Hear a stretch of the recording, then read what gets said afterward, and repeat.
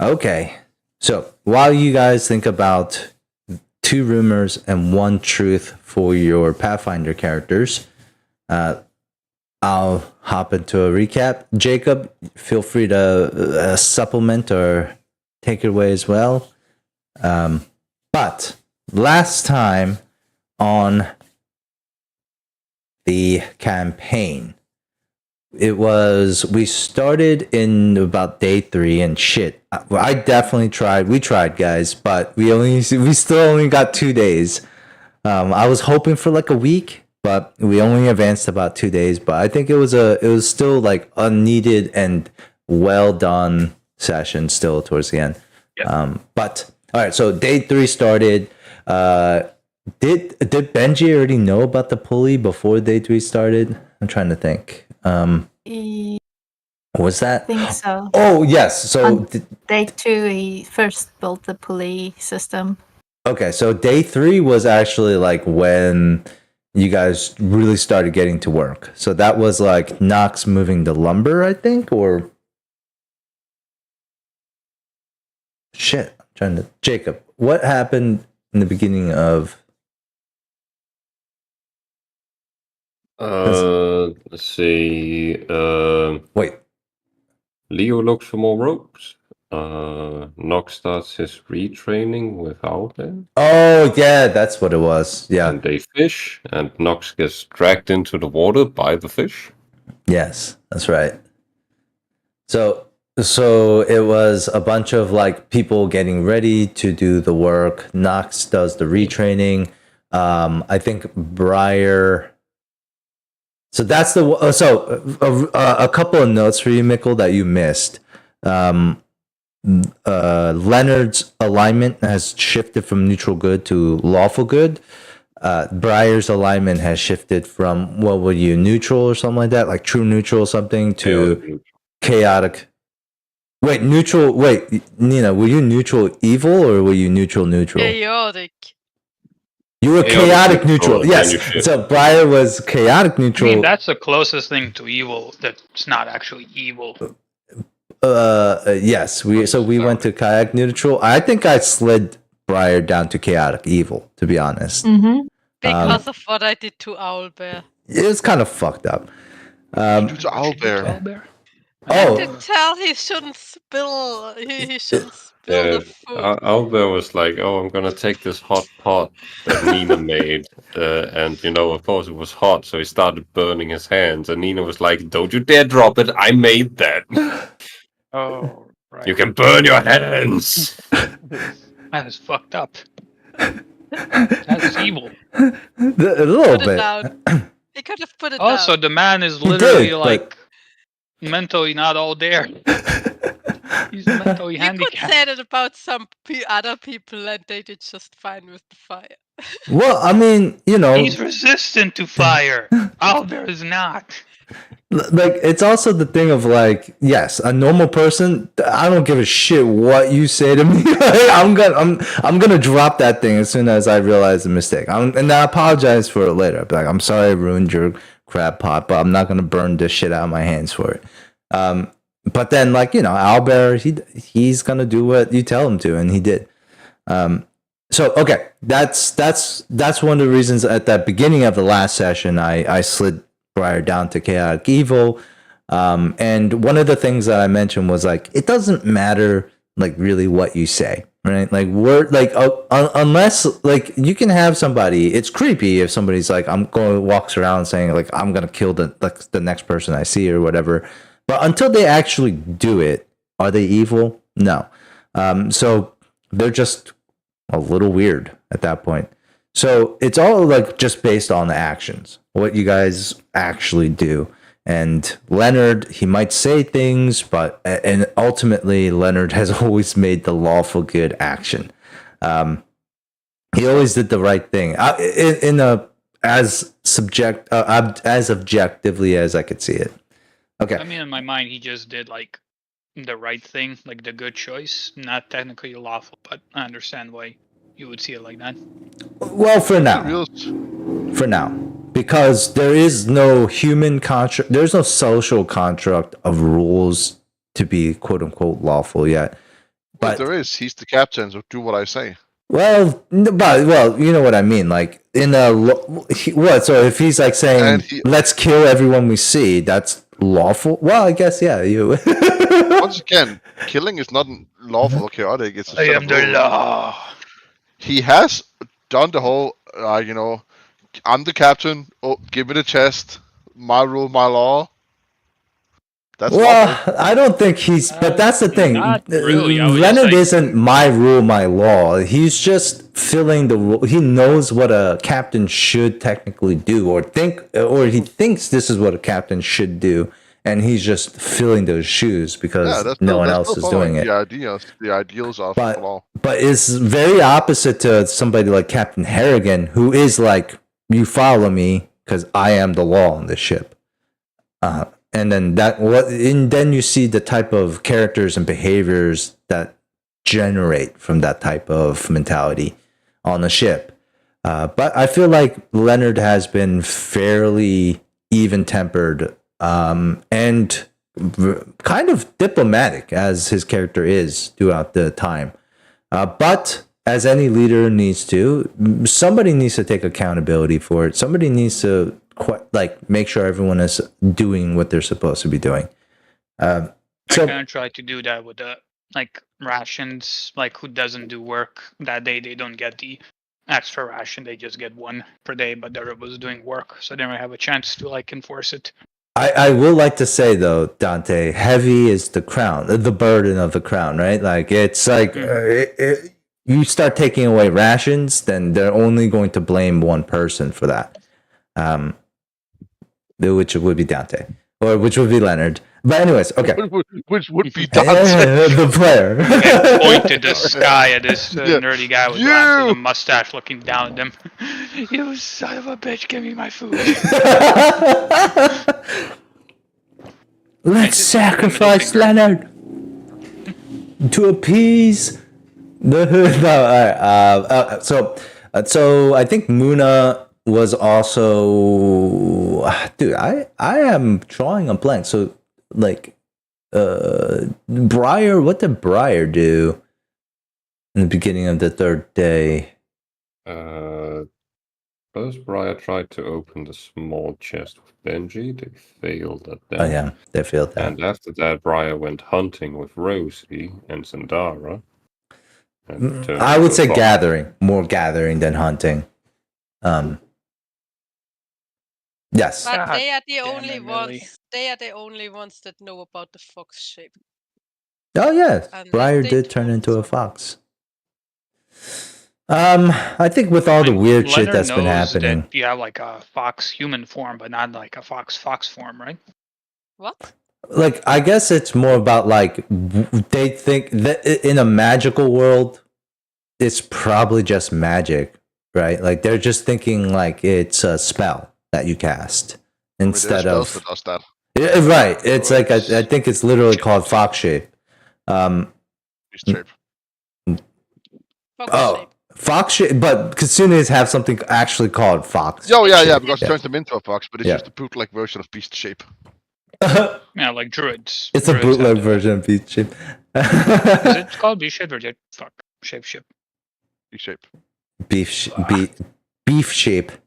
All right. That is the cow Into a version that cow. only turns you into cows.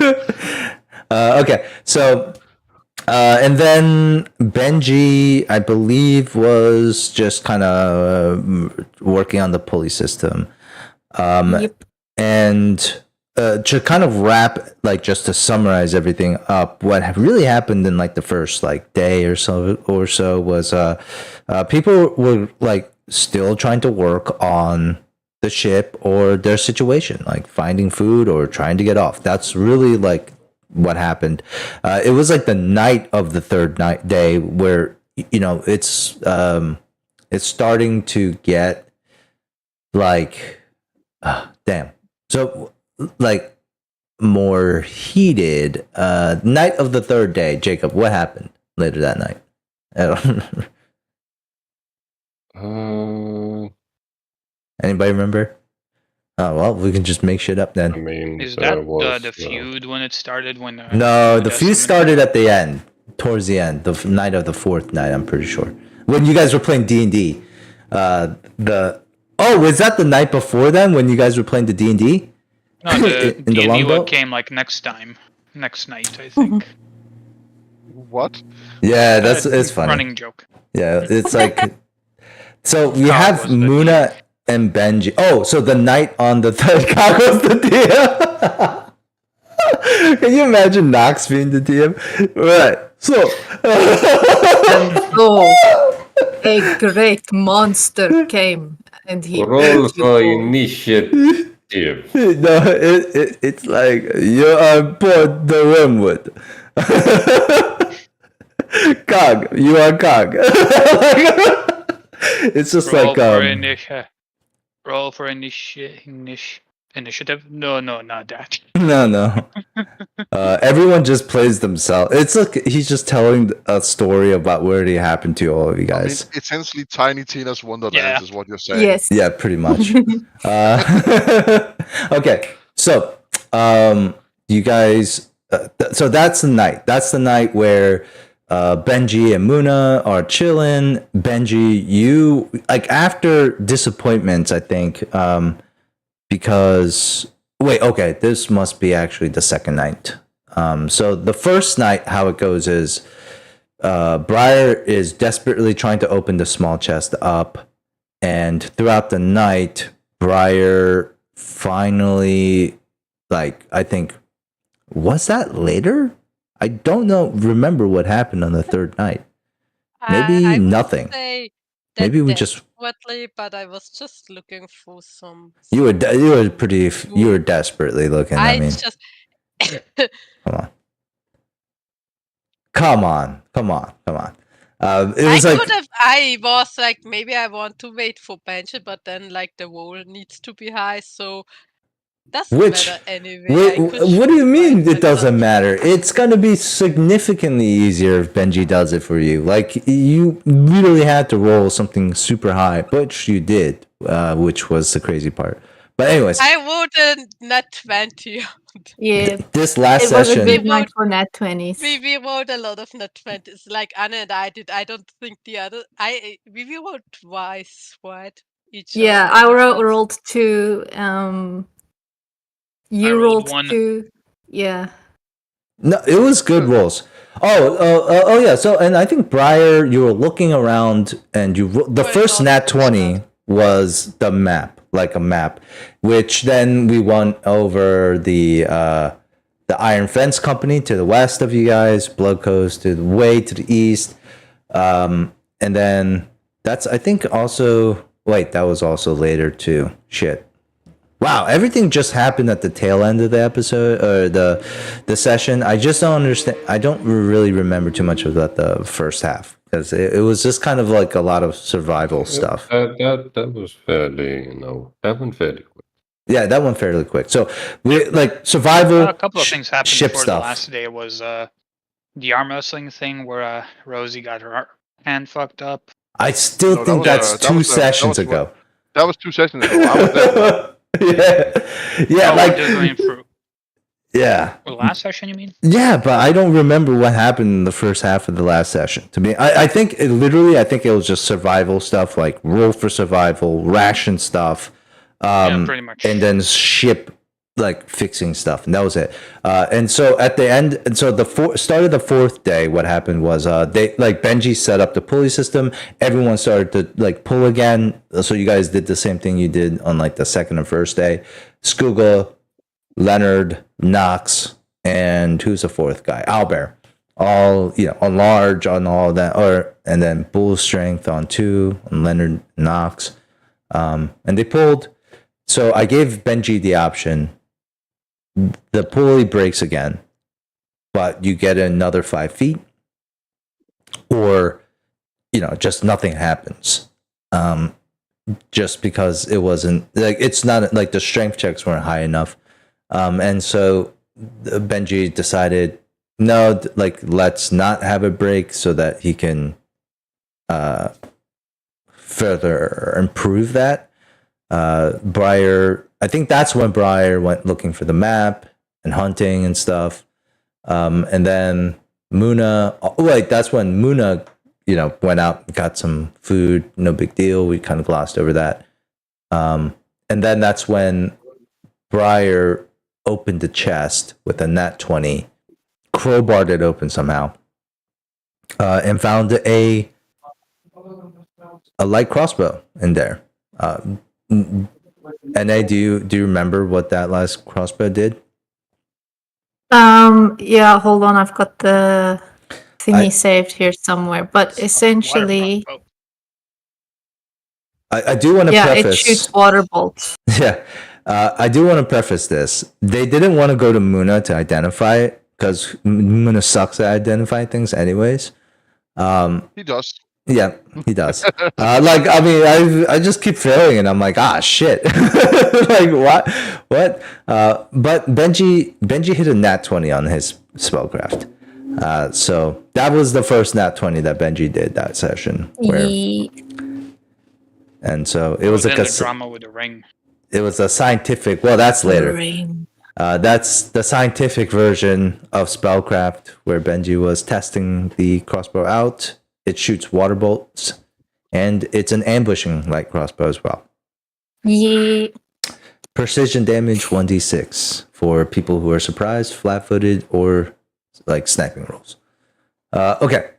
And what Benji means by water bolts is that there is no actual ammunition. It's phantom ammunition, so it just shoots water at folks.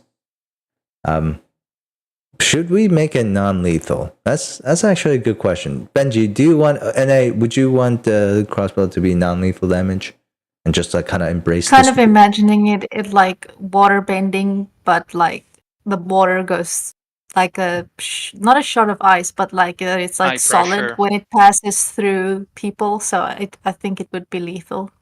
All right. That's essentially what I imagined. It's kind of what I imagined when you first described it to me. The thing about phantom ammunition is that it doesn't leave wounds behind. That's a really big part. Neither does shard blades. God, I wish I had a shard blade. Reference. What's a shard blade? I don't know what that is.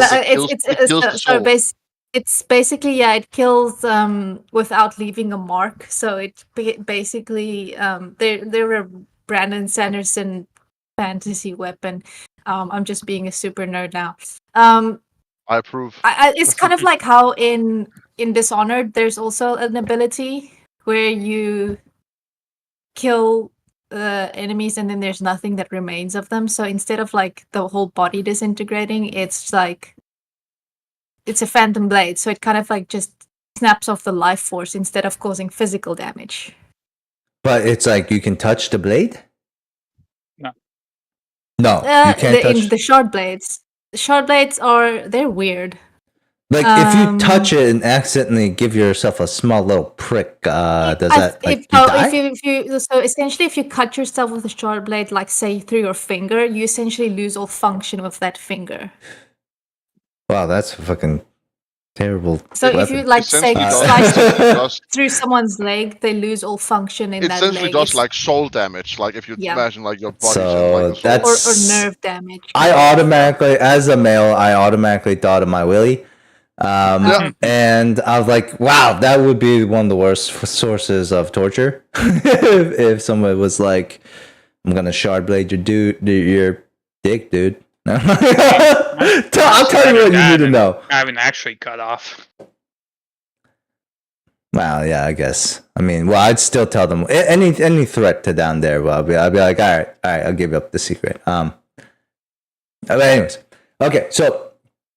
I guess if you wanna say it visually looks like a shard of ice, but then the impact isn't like physical in nature, you can definitely say that. And it just doesn't leave behind any wounds, so it's a pretty good like stealth tool, I guess. We also went over magical items. Benji does have the candelabra. Muna did identify something. So there is a conversation between Sundara and Briar, because last session, Briar did try to burn the last session. Briar did try to burn the book, and it didn't work. So then last session that tried to burn. Was it last session? Oh, so it was last session where Briar tried to burn the book. It didn't work with Sindara's help. They tried to, but and even Sindara did call upon Besmara to help, but all they got was, well, nothing. When Briar threw the book, Besmara said, like Sindara said, something that the solution is the flute. No, that's what Briar thought as well. Well, I don't know. Wait, the solution said something about the flute. She said something about the flute. She said that the flute was enchanted. But enchantment? No, wait, no. Because that was. I'm trying to think. Why would Sindara know about the flute? No, I don't think so. I don't think so. I think that was later. She did say. What did she say? That Besmara, I don't know exactly. It was something about the flute. That's why later on, Briar went to Muna to have the flute checked on, and then you said it's the flute of persuasion. Yes. And Muna chipped the paint off. Why? Well, because there were symbols hidden underneath the paint. He wanted to show you those symbols. Yeah, wouldn't you want to know, like, if there's things engraved into your flute, or you just like more like out of sight, not a problem? Out of sight, out of mind. Yeah. Okay. It doesn't change the fact that there are demonic symbols engraved into your flute, and it is the flute of persuasion. The pretty paint job. And then the pretty paint job was only there to cover up the demonic symbols. All right. And so you can always repaint it. Nothing's stopping you from painting. And so. Just the thing that I don't have paint. Oh, this is so chaotic. Me trying to remember shit. Okay. So. Then fourth day comes around, you guys start to do more stuff, but then there's like there's a whole meeting about like, I don't know how the meeting started, but it's like, it was literally about like, I think it was Muna calling out Briar for something. I forget what it was. Okay, so anyways, for hiding loot and for trying to burn the book without. But there was something before that, because that came all out during the meeting, and then which made it worse. Somebody's authority was I questioned. think it was that might have been Briar's like general insubordination. Yeah, maybe something like that. Okay, so it was like, okay, so the night before that meeting, Nina wrote something about money that they didn't share. Well, no, the diamond ring. It was a diamond ring. Oh. And Briar's stance was that you can't split a that. diamond in half or something. But then, like, that's not really how, you know. And the Muna's thing was like, yes, you can. It's called selling it and then splitting the money. But also, how which do you I feel sell like it? That's how what you and Mikkel would have responded with. Something along those lines is fair, yeah. Yeah. Yeah, but also, how do you sell it when there's no one in the village to sell it to? But that's not what Muna was saying, though. Like, that's not what the point of it is. It's not the point. Isn't like who keeps it right now. It's like, you know, there is. So the night before, there were some conversations. Benji got a new profession because he studied Rickety Hake's like house, and he found blueprints because he was frustrated that he was like, it's not happening. So he got a profession, sailor / shipbuilder, and now he can add that onto his engineering roles, and he got a nice little light crossbow. But I think at the end of the day, what was like happening was, in the longhouse, you had two conversations going on. You had Cog and Leonard, and then you had Albert and Knox. And Albert and Knox, when they were talking, Knox was showing off his wood carvings. Albert was going into his backstory a little bit. Apparently, the only possession that Albert has is it's a really old, faded, worn parchment portrait of him wearing different clothes, wearing merchant's clothes, with a wife and a child. He just doesn't remember it. Then and then Knox, I guess, shows him the scar on his head that he didn't remember he had. And I kind of don't know where you guys ended. It was kind of just like, yeah, all right. And then kind of moved on from that. I don't know. I mean, there's not really much we could do about it there. Yeah. But we did establish that he had the bigger scar, so now he's the big brother. I forgot about that. Oh, okay. Then I think everyone was like, something like, that's not how it works, or something like that. No, I haven't told anyone yet. Oh yeah, okay. All right. So it's and then but I think it was like Cog and Leonard, and Cog pretty much was like, yo, Leonard, like, are you the alpha dog or not? Like, are you big dog? Because if you're big dog, you got to be the big dog. You can't have, these other dogs, like smaller dogs, like constantly question you or, like argue back at you or something. If you're going to be a leader, you have to really be the leader and squash it pretty much, or also just continue to get worse. So Leonard's like, yeah, I get it. I'll talk to Briar. And so I think that's what prompted Leonard on the 5th day to talk to Briar about it. I don't know how the conversation started, but I do know that while Leonard and Briar were talking, Muna kind of got into the whole thing.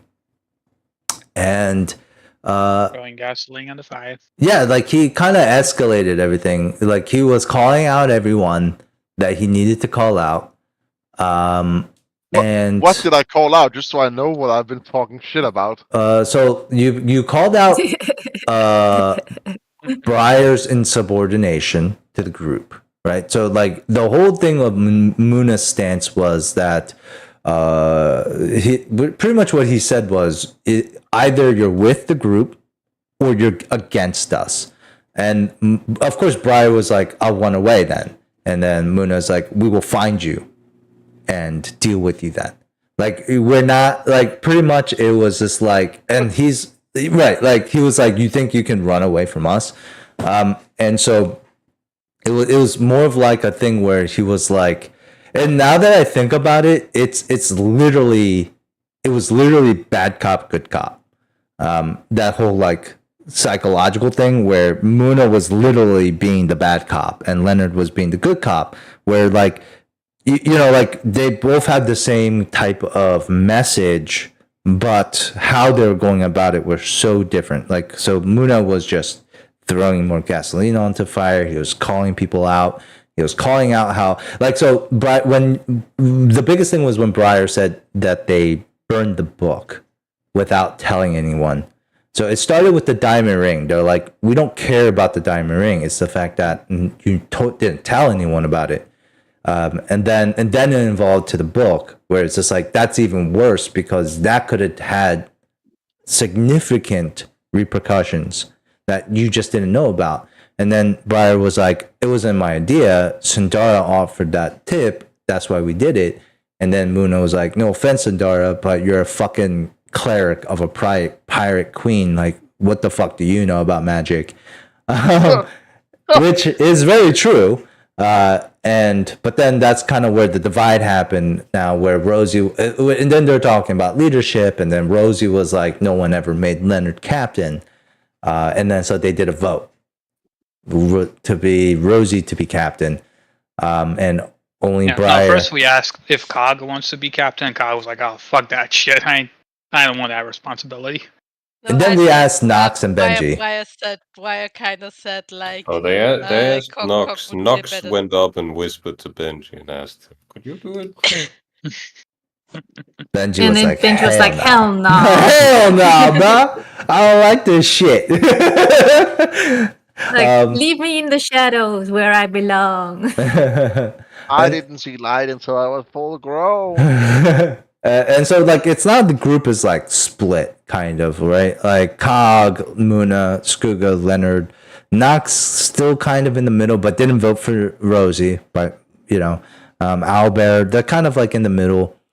But it's definitely, and let me bring you to the map because I think if you see like kind of where you guys were, where we left off, it's kind of like this is kind of like the stance of the group visually. This is kind of where they are. Like it's definitely kind of like Rosie and Albert, Rosie and Briar against Muna and Leonard, with people pretty much taking sides here. Now, the ultimately what happened, what Muna was saying was like, yeah, like get into line or pay the price. And Leonard's pretty much saying, hey, look, like, I know I'm not the best person to do this. I know, like, you know, a lot of shit has happened and I'm, you know, but what we're going to do is we're going to try to make it right. And whatever, you know, whatever we need to do to make it right. Like, that's pretty much what I was getting from Leonard. While Muna was like, either you get right, son, or you get holes in you, or something like that.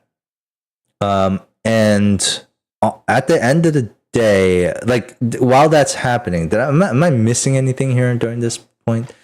Benji was pretty neutral. Yeah, like when people were voting for Rosie, like Sindara didn't like lift her hand, and then Rosie gave her like a look, and then Sindara like kind of like caved and lifted her hand. Rosie played the gender card, yeah. Yeah. Oh, that too. And also when it came to voting, like Leonard never rose his hand, so Leonard like didn't vote for himself. We didn't vote for you at all. Well, yeah, obviously, because when only three people. There was a vote. There was a vote for Rosie, and then there was no. Yeah. Oh, right. Because, well, I mean, it's literally like just a stance. But then, yeah, those, because like Rosie obviously noticed that there was not enough votes. So she just called out that everyone who didn't raise their hands were pretty much men. Which I guess yeah, you're right. That happened. If you included Benji, he's still kind of like a male, I guess. I don't think they were looking. I don't think though they were really looking at Benji because Benji was kind of like off to the side. I think it's just like the he was folks in the tree with the water gun. He's the terror that squeaks at night. Through the eye, through the neck. It's like it's like stop fighting.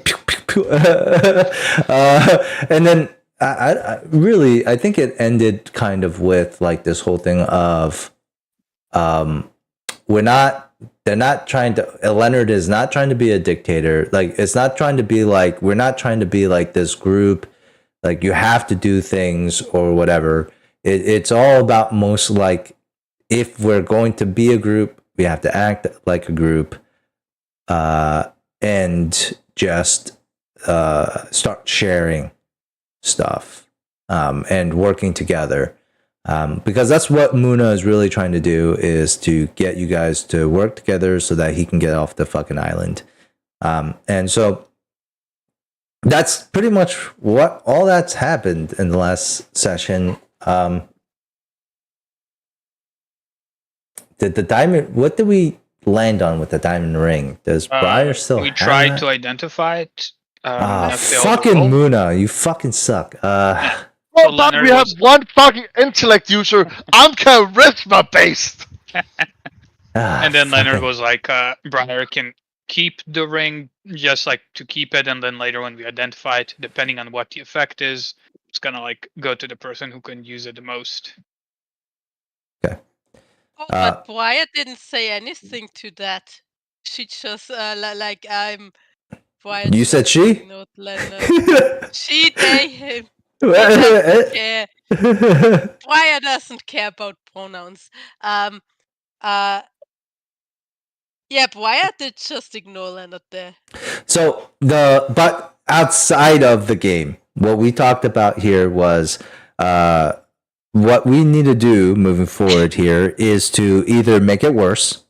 So we're either heading to the territory where Muna was talking about, where it starts to get more radical, or it de-escalates, where it starts to get better. So either one is fine with me. However you guys want to do it, and what your characters will do to either encourage it or prevent that from happening, either or side, doesn't matter. But what I'm saying as a DM is let's like let's either make it better or not. That's when Muna also identified the flute of persuasion from Briar.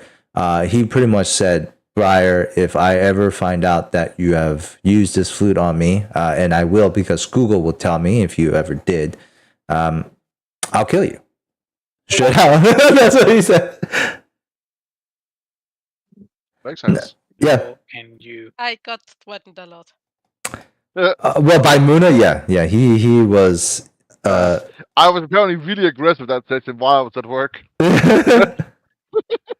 Pretty well, man. Hey, man. Sometimes work choose violence. Yeah, I mean, I was just thinking this is kind of like what Muna might say if that was the case. I don't know. I feel like all of those are things he might have said. I don't know if he would actually said it, but no, but I feel like those are not direct opposite to like his behavior. In my mind, he would probably have threatened less because you don't want to make enemies; you want to end them. Well, it was more of like I was thinking like Muna too is like I don't know how pragmatic he is, right? Like that is his like his but major. It was, but I'm thinking like after 5 days on an island like this or on like stranded, like this, like some of his patience is gonna start wearing thin. Like you know what I mean? Like some of that like venom might start coming out a little bit. But who knows? Like that's what I was thinking. But if you have like a different idea where Muna is just all practical, then sure, he probably wouldn't have threatened as much. No, he. I do have that quest that you gave me about like I'm getting enough of all this dumb shit and I just want to leave. Yeah, it's up to you. But I also did I give you guys all 1,000 XP at the end of the session? Maybe. Yeah, I think you did. Yeah. Can you guys all? Let's start with your XPs at the beginning of the session. Can you guys all write your XPs down here in Roll20? Incoming. Just because I need to know how much I should give Muna, which I do believe it was. I added 150. Boom! That fucking fat stack Briar's on right now. Oh, so close. Muna is like 11,000. Am I just not tracking your XP? Yeah, I think you do need to have the 1,000 XP then. I did not add that to then. And then we'll call it day.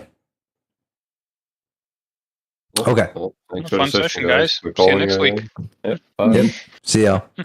And the rations at the end of the day were, what was it? We are at rations. 8. Yeah, 8. Okay. So, well, and oh shit, at the very end as well, 2 things happened. Shit. So this is actually how it happened. So, like all this stuff is happening, and then I think Briar was just like eventually we got to this point of like, what do we do next, right? Let's think about what we need to do to get off of this island. Benji, you pretty much said to everyone, because Muna was like, yo, Benji, be honest. What is the expectations of us getting out of here with that ship? Benji said, we can do it, but it'll take a long time, pretty much. It's just going to take a long time for you guys to pull the ship out. Yep. And so then Leonard's like, what can we do? Briar did a neat little trick where they, what's it called? Track ship? Is that what the, Track ship, that's what the fucking spell is called. Literally called track yes, ship. Yes, it's called track ship. And you cast a spell, use the hammock as the component, and on the map that Briar found of the Shackles Isles, and notice that Captain Whitewinds and his vessel, the Gemmark Promise, at least not his other vessel, but your old cargo ship, is about a day's way from Blood Cove to the east.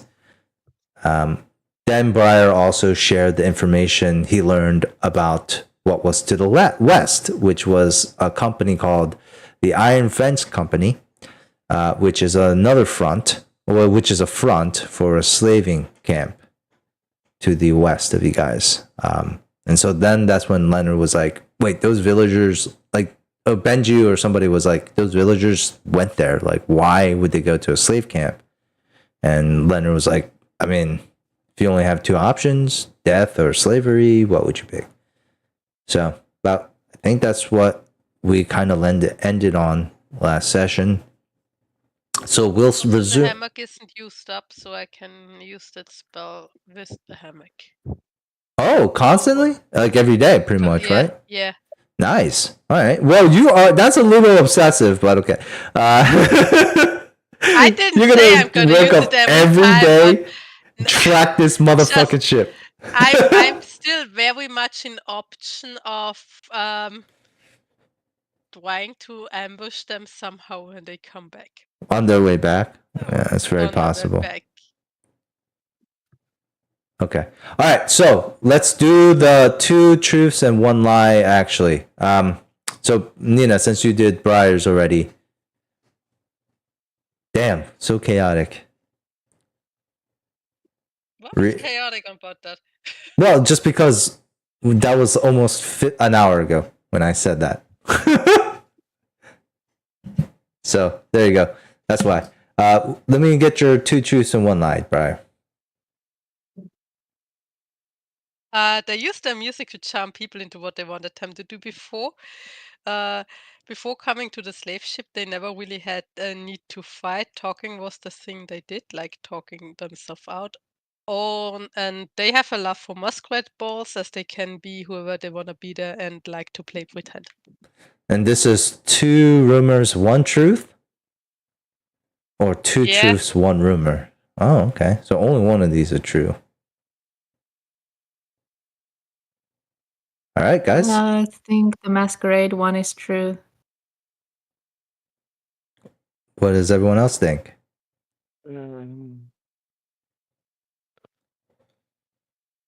I'd say. I think number 1 is a rumor because I think he didn't get people to do what he wanted them to do, but like what Ludwig wanted to do. He always talks about like not fighting and stuff like that, not having a need for it. So I think that's true. So I think 3. I'm sorry. I think 2 is true, I would probably say 2 is true too. and 3, I could see like Briar being like chaotic behind a mask. So I would say 1 is false. Well, it's two falses, 1 truth. I think like 2 and 3 are true, but 1 is false. Okay. I'll go 1 because they said that they brought people, so I mean, like, they could have used their charm to bring them to their lord. I think 2 is the truth. I also think 2. What is the truth? It was a hard one. Like 2 is the truth, but also like 3 is just a half truth. Okay. Because they don't like too much like playing someone they don't that they aren't. Interesting. So number 2 is true that Briar never had to fight before, ever in their life, before coming on the ship. I mean, they could have tried to fight the vampires, but chose not to because it would have been a bad. Like you said, Lopsided never fight. had a Idea. need to fight. So I'm Yeah. guessing like talking and like deceiving and shit like that was the go-to weapon. Yes. Okay. Who wants to go next?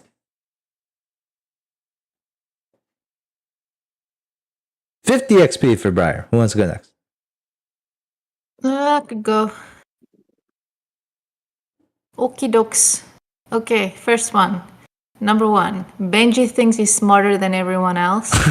Number 2. Number 2.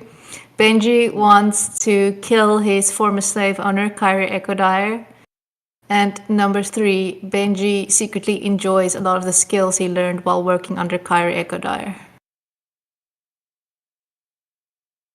I think 3 is the truth. Yeah, I think Number 3 is true. 1, I think. That's the problem. I feel like it's 1 or 3. Me too, 1 or 3. I'm gonna go with 1 because I feel like sometimes you hinted that Briar's just sick and tired of all these dumb people. I'm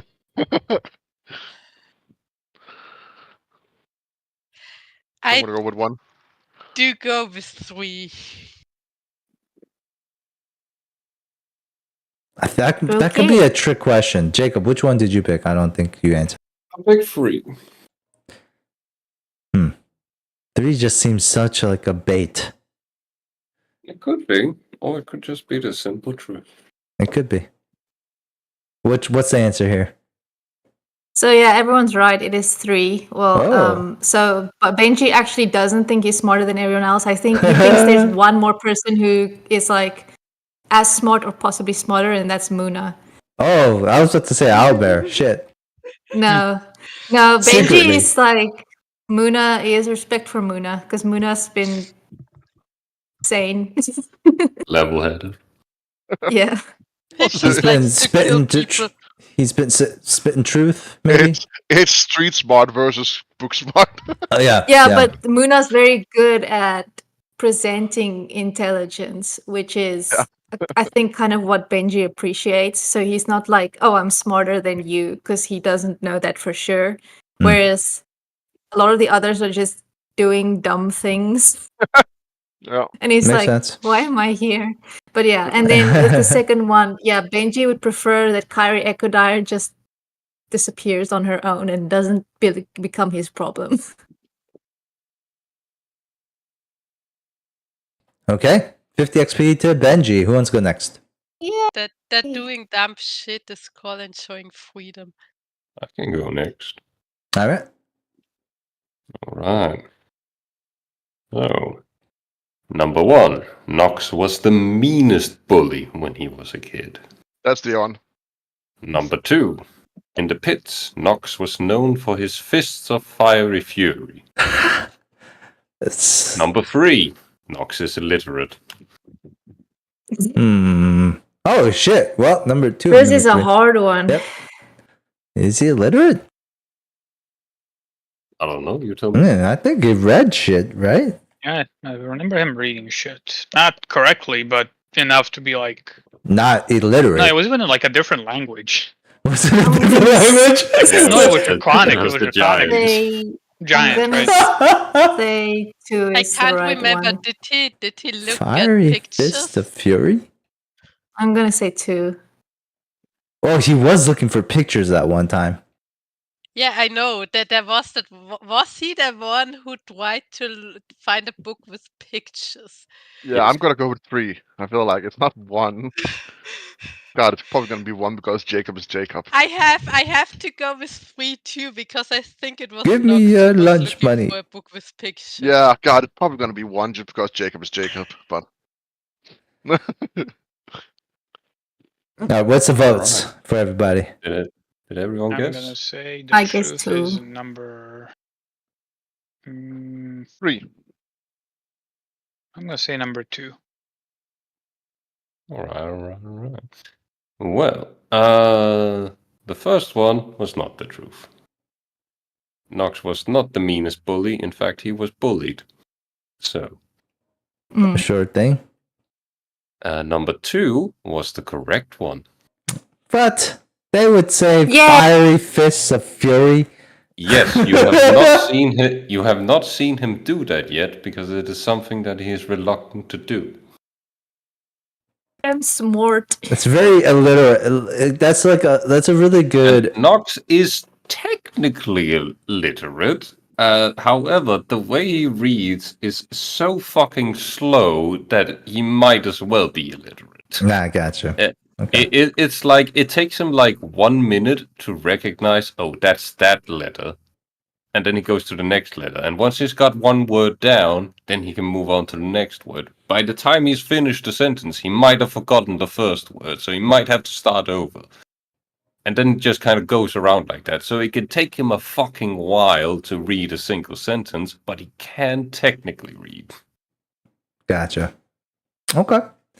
All right. Well, 50 XP to Nox. That's interesting. Who wants to go next? There's only who is left. I can go next. My number 1, being captain, is getting to Leonard's head. Number 2, Leonard is in love with Sindara. Number 3, when Leonard retires, he wants to build a cabin on the beach. Repeat that, sorry? I posted in Discord. Being captain is getting Leonard to Leonard's head. Loves Sindara or wants to retire on a cabin on the beach. I'm gonna go with voting 3. 1. Yeah. I'm Remember, Nina, this is Dante's perspective on the matter. I don't even think Leonard wants to retire. I think he just wants to do editing stuff, so it can't be 3. I'm voting Ah. 2. So, and like getting to Leonard's head, like I can interpret that in 2 ways. Like, oh, I'm getting a fucking headache from all this shit, or it's making him like boss. No, it's more ego. Oh, ego. Okay. Oh, that's what you mean by getting to your head. Oh, Yeah. In that case, Or I'm gonna going. spin I should have 2. said going to his head. yeah.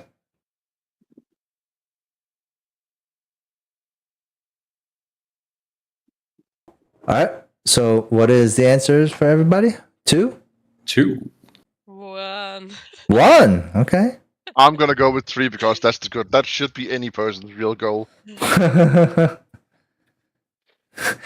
You work But so it's hard to someone get that yourself off wants- this beach with a cabin on it, just so one day you can retire to a beach with a cabin on this it. was forced upon you. You want to choose the cabin life. It's a story about the American capitalist who goes to Mexican village all over again. It's really true. Like the fisherman was just like, why would I work so hard just so I can retire back to a place like this when I'm old? Like, Yeah. pretty much. All right. Anyways, what is the answer, Dante? Now, what is your guess, Cal? I think I don't. When you're saying ego, I don't think it's an ego thing for Leonard by any means. How can it be when you have somebody challenging you every step of the way? Right? Like, it's not an ego thing. It only is an ego thing if it works and everyone's just like, you're the best captain ever. But if you have somebody who's constantly saying you're the worst captain, it can't really be an ego trip at that point. Because, but anyways, I would say number 2. The truth is number 3.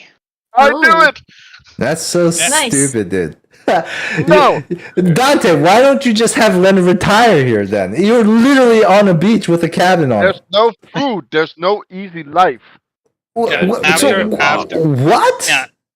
After the run-in with Maliaz, that shook him. So, like, the next few days when he was not fighting and not, like, shitting his pants, he was like, you know what? This is a peaceful life. I might want to do this one day when I'm like, when I can't like be an Edivane anymore, when I can't fight monsters. Yeah, that might get What's the retirement rate for Edavanes? Let me ask you. little. That's a good question. I'm pretty I'm sure not it's sure. really low. Yeah. And for number 2, it's like Leonard has some fond feelings for Sandara, but he is not in love with her. Nah, Okay. man, it's all about Just a manipulation. I little get it. midnight fling. A little fling. No, You that's know? why Yeah. I specifically wrote like in love, and not just like likes Yeah, or no, whatever. Muna gets it. It's manipulation. Yeah. The Muna did the same thing on the Sure. ship with Grok. Yeah, I get it. You honeypotted her. Yep. Hey, Game- it's Game recognizes game. What do you mean? We did nothing except talk. Right. hey man. Sometimes words are more powerful. Yeah. Yep. You know, like after if Muna talks up his game, and then actually no, Grok actually really liked him, and it's kind of fucked up that Muna just watched her die in battle in Wait, pitch I combat. That's No really way fucked up. There's no way I Um, could have saved her. No, you could have, dude. I gave you that Yeah, option, no, but I I just feel wanted like to see. I wanted to see I feel like there's no if way you could would, have done and you were like, nah. I don't think I see her. I'm like, no, you see Yeah. her. She's right there. And you're like, nah. it. Yeah. This pitch battle. There's a lot of confusion. On a meta level? Yeah, no. At that point, she was no longer useful. Like she's gonna die anyways. That's a lot of work. All right, what's Yeah. Muna's thing? Here. Let's say it out loud. Muna wants to come to a big city and live a quiet life. At 9-year-old, I was enslaved for the first time, and I'm looking for my wife. Number 2 is the truth, I think. I'm gonna go with 3 just cause. It would be wholesome. What? I'm gonna go with wholesome 1. thing. You don't have a wife. You were never 9 years old. Damn, he knew it. How did he You know? hatched Touche. as a teenager. Hatch that 10-year-old. That's why I wrote 9. Yep. I wanna hope for something wholesome, like sweet. No, I'm not guessing that because of wholesome. From what I learned, it's like Muna has a weird relationship with a female character that sounds manipulative, and I'm like, it's possible. It could be his wife. Mm. My wife. Oh, yeah, was that everyone? Yep. I kind of did kind of similar to Nina. This is 1.5 truth. There's only one full truth. The real one is I was a 9-year-old, so I was slave for the first time. But he is looking for his girlfriend, which is kind of wife, but not officially marriage wife. Yes. I'm good at sniffing out the half truths. It's That weird Roden that knows Muna yours. says that. That's kind of interesting. Which one? No, Like, the who third says one. that? The third one. When you Yeah. consider that a half That truth. means you cheated on your girlfriend with Grok. Oh yeah, that is true. That is why it's written as wife and not girlfriend, because they're not officially That's married. hilarious. Yeah, that's the thing. I couldn't quite remember what the relationship was, so I was He is just like, specifically looking for her out of what is to him is love. "What is love?" Baby, Alright. don't hurt me. So who actually guessed every answer right? And everyone who went, which is everyone, 50 XP. So if you already got it, then don't add another one. But Muna, Leonard, Knox. Who got every single question right? I got very few of them right because I wanted to go I- with the out of.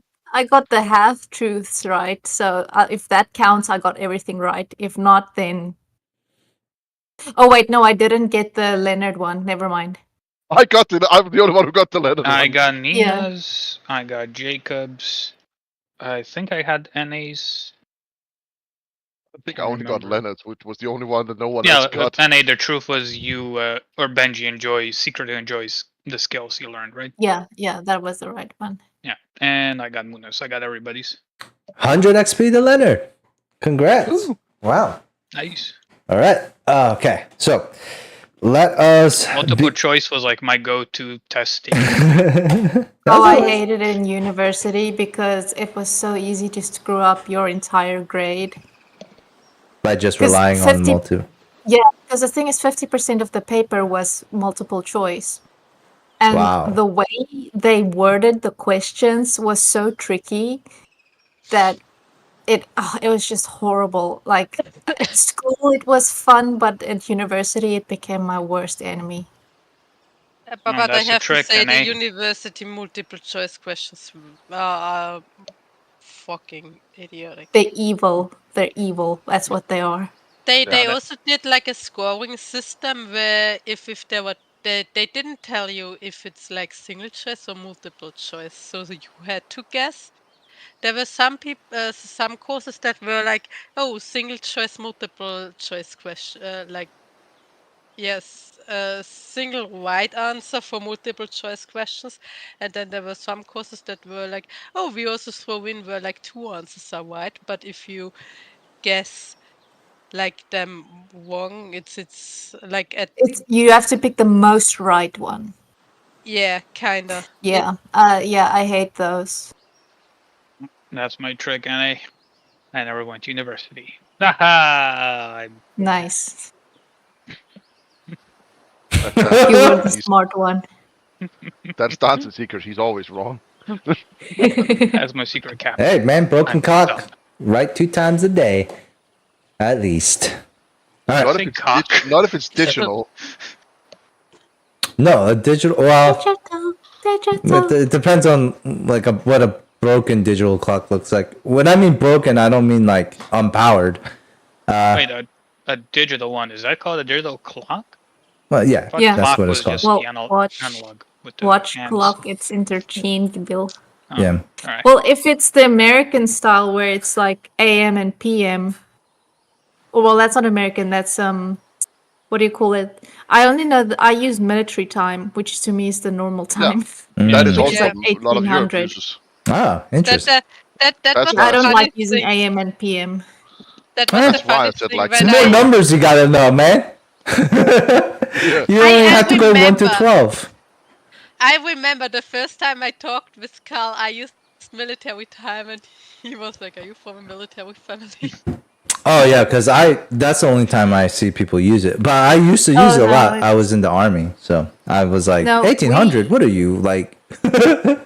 I grew up using it a lot because AM and PM just confused people too much. Thing is, remember, like, I'm from like a multilingual country, and for some reason, AM and PM like confuses people if you go between languages. No, it makes sense. It makes sense. In Danish, it's really confusing because we just say 7 o'clock, and then you have to guess whether it's morning or Yeah, midnight. same here. But at the same time, Americans do that too, right? They're like, hey, let's have a meeting at 3. But obviously, it's not going to be 3 a.m. because ain't no one going to have a meeting at 3 a.m. So it's assumed it's 3 p.m. at that Watch point. me getting up. Watch me getting up at 3. Well, There then was- I there think was that's this- your fault, Nina. I don't know what to do. No, like there was this this friend I played Final Fantasy with, and it was like, oh yeah, our wedding starts at your time. It's 3, and I'm like, fuck, I have to get up at night. Oh shit, that's crazy.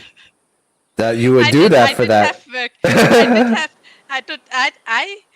I had to work the next day. I set my alarm at like half past 2. I went to the in-game wedding, and then I stayed up and went to work. Oh, that's nice. Man, I would probably call in sick. Yeah. But anyways, let You're like, us. yeah, I'm going to a wedding. Can't come Yeah, in. I can't go to a wedding. And just not tell them where the You'd be wedding is being lying. hosted. No, you weren't. Didn't be lying. You were going to a wedding. But if your boss finds out, they're gonna be like, "Wait, you called out to go to a wedding for what? Final Fantasy what? 14 what?" But anyways, all right. So let's bring you guys back to the night of the fifth night. Now people here can eat a second ration, but you have 8 rations left. So to add more fuel to the fire here, do you guys all eat a second ration?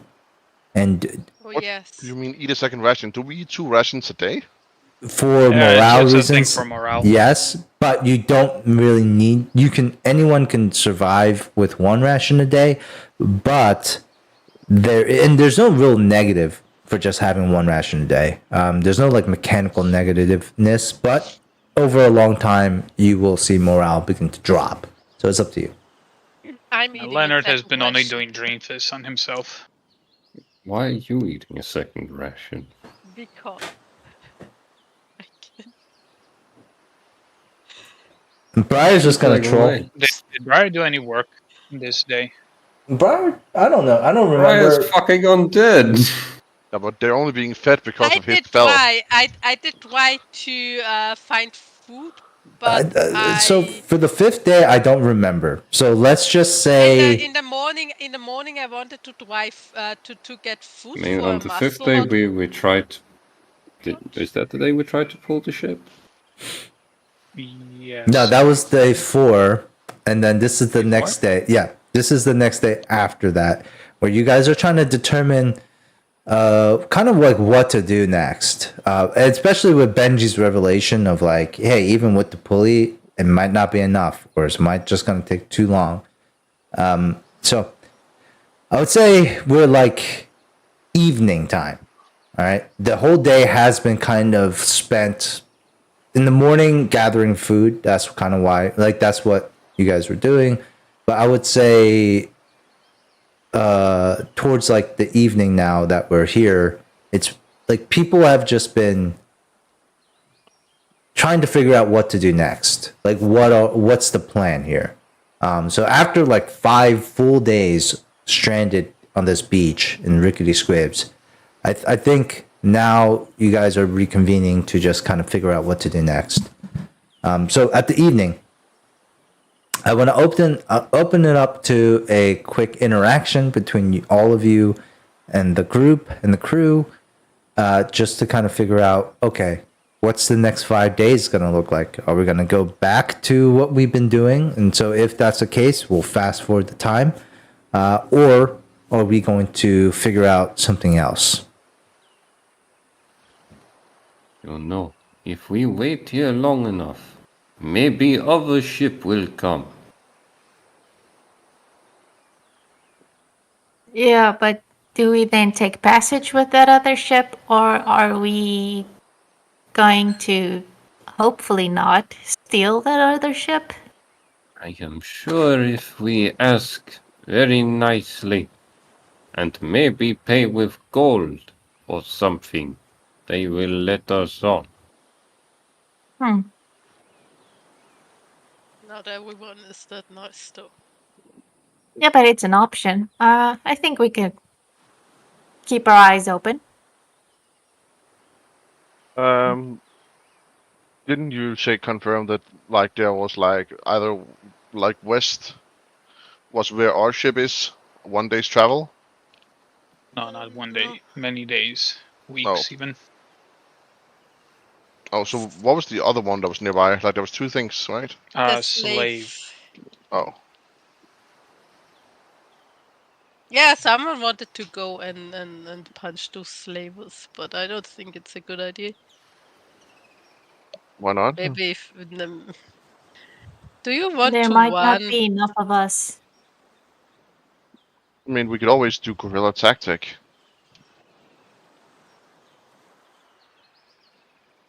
I would prefer Do I not look like I'm to a gorilla? I've heard that your real body's hairy. Oh snap! Did someone You tell gotta- Muna? Only 2 people know that I can fox shape. And for some reason, 2 members of the crew. I can see Rosie being gossip.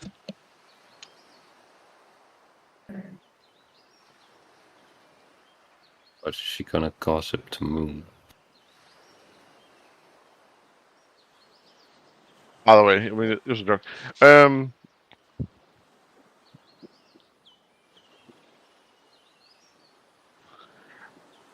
I mean, I feel like just hoping for a ship to arrive for months or maybe a year is.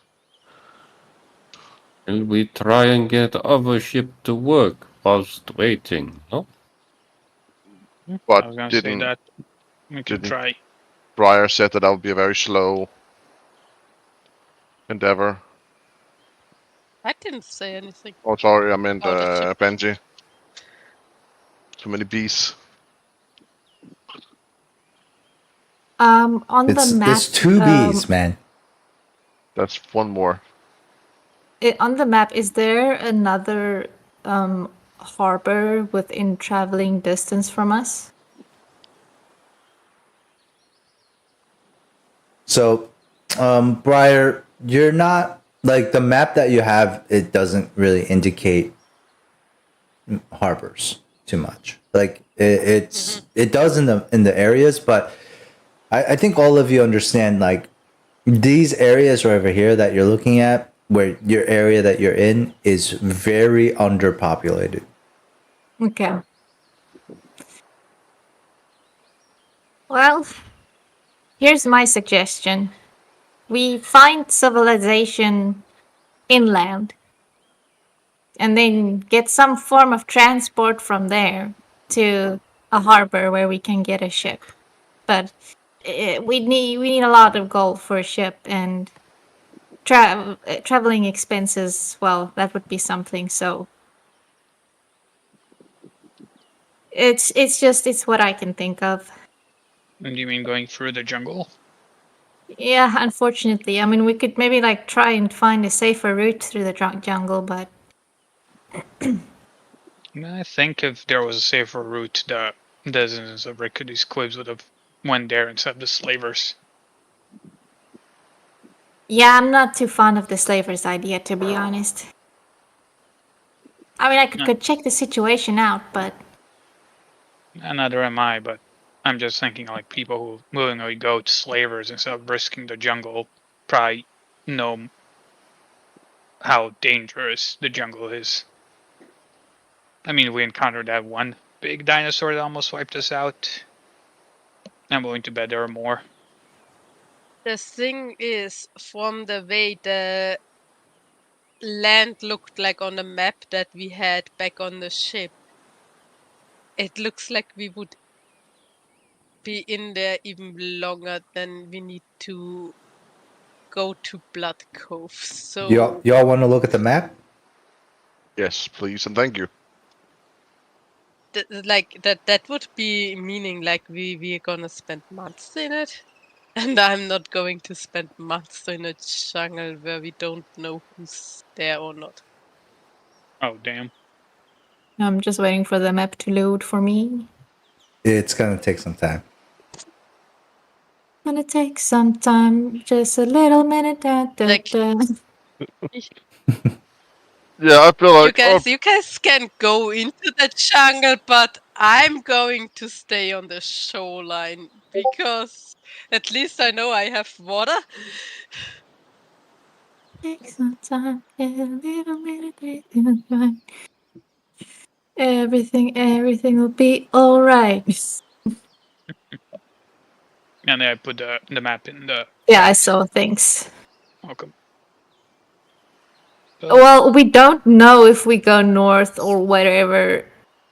If there's like, I don't actually know, because I know we talked about like coastal stuff, but I don't know if there's like to the like inland, because this is a huge part of country.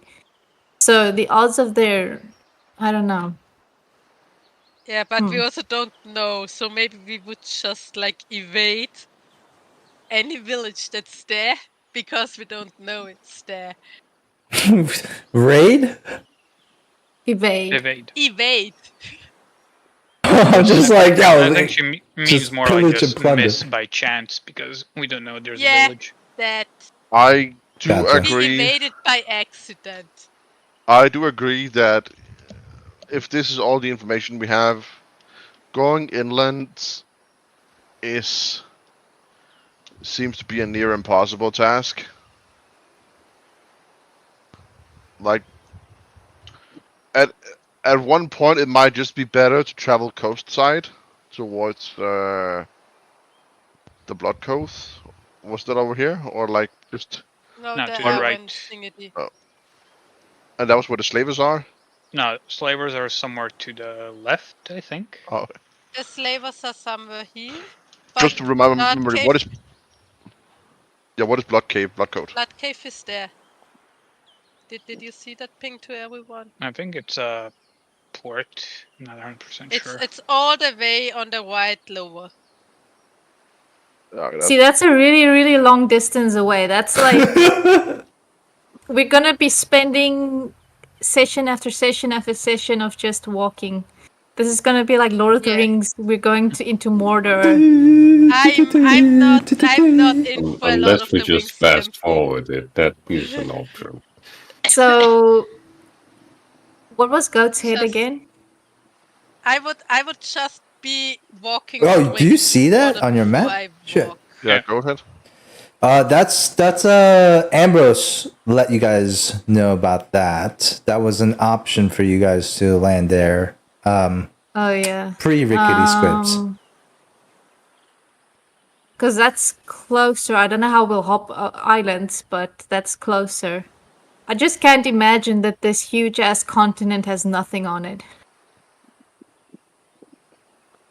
Well, I mean, there's probably not going to be a lot if they're so I mean, sparse there by is the the ocean. points of interest with the numbers. We Yes, did but, find some ruins, but Yeah, so but that was my suggestion. We're a community. Other suggestions are welcome. We might find another ship while we travel. We could make our new quest to get to Bloody Squibs. Yes, I know I said it wrong. no, I mean you said like there are two locations. I'm not sure if you mean like Blood Cove or Bloody Rickety Cove, Squiff. Blood Cove. That's so far away. I don't. Yeah, it's gonna. I also don't actually. I don't want What to if- spend weeks of just traveling like. Prior, What- just so I have my information right, you don't want to travel inland and you don't want to travel coastside, so you to just want Blood to stay here. Cove. But where do we travel then? Do we just wander the coastline until something happens? We know somewhere I think to the west, probably here, like the slavers are. I don't think they're marked on the map So- because like it's a secret I mean, slavers. should I do reconnaissance and try and see what's going on with the slavers? Maybe, I think but a for long now, walk on the beach sounds nice. I scoot over to Nox. Dude, what happened to your plan about building a ship? I still want to build ship, but you I would- people smarter than me, so Oh no, I'm there for helping you because that sounds a lot better than just walking off nilly-willy without a plan. I would be happy to have the help. It's when Knox and Pryor retire just to be boat builders. I know for me, I think we should, if we should try to recover the ship, fix it up, and sail it away. But and maybe just wait for like somebody else to come as we're trying in the process of doing that, or take our chances with the slavers. What Okay. if we spent the next days with just someone scouring the shorelines as far as they can go before coming back on the same day too? At least into the Tricky with the food. Like right now, with our focus on like half getting food and half trying to get the ship out, we're barely scratching by, even with my spells. Like if they I go on don't by need themselves. food. Yes, I but can take Taylor and Swift with me. you do need food. Your only reason you're not eating now is because of my That's spell. why I said as far as you can go with coming back on the same day. I did say that. I didn't say you should just walk for days. Just halfway and discovering out how far. Like I don't know how far away they are. but you can at least maybe there's a ship that's easier to get out. Somewhere Maybe else. then Benji, if you're going to scout, like you only eat half a ration, so we can give you a ration, so you can be out there for I a think full Banshee day. should work on a pulley system because no one else of us can. I'm just gonna Bob, raise this could you question. do it? Work on the pulley system, I mean. It all depends on what we finally decide. Because if we know what the situation around the slavers is, then we can make a more informed decision about whether we take them on or whether we continue building a ship or fixing the ship.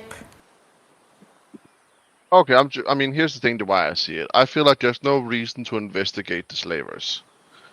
If they're stronger than us, we at least know that they are. If they're weaker than us, we can take their ships. Either way, by not investigating them, they will maybe investigate us. So I feel like lack of information is not a benefit. Just pretending like they're never gonna, because it's gonna take months to fix the ship. At least. Probably. Do anyone surely know, like, how long it would take to fix a ship of this size? Cog will raise his hand. Fixing the ship, not so long. But it's getting the ship to a place where we can fix it and also getting it back out onto the waters afterwards. Yeah, how long is not fixing the ship? Because I would imagine it will be a month, 2 months, 3 months. I am not in charge of pulling the ship out of the water. But let's say we got it up. How long would it take to fix it? Oh, to fix it? 3 days at most. What if we pair Nox's idea with the pulley system together? We are trying to do that, but that is what we're doing. It's just so hard to move the ship close enough for so then we would have to build the dam like 40 feet out if we try to do it now.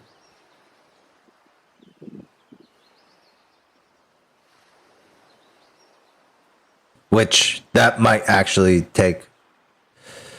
be quicker actually if everyone helps. But then to the captain's point, the more people we have helping building dam or the dry dock, the less people we have getting food. Why don't we just focus attention then? Benji will investigate the slavers. All of us will gather rations for 1 to 3 days. Until we have a certain amount where we can take the time to expand building it. You play fucking Ark, bro? I mean, instead of trying to live it day by day and only diminishing rations, let's all focus on getting food then.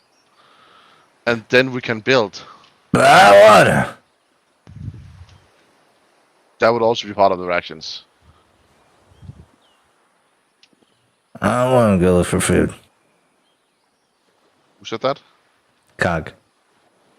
Okay, and what will you do alone then while the rest look for food?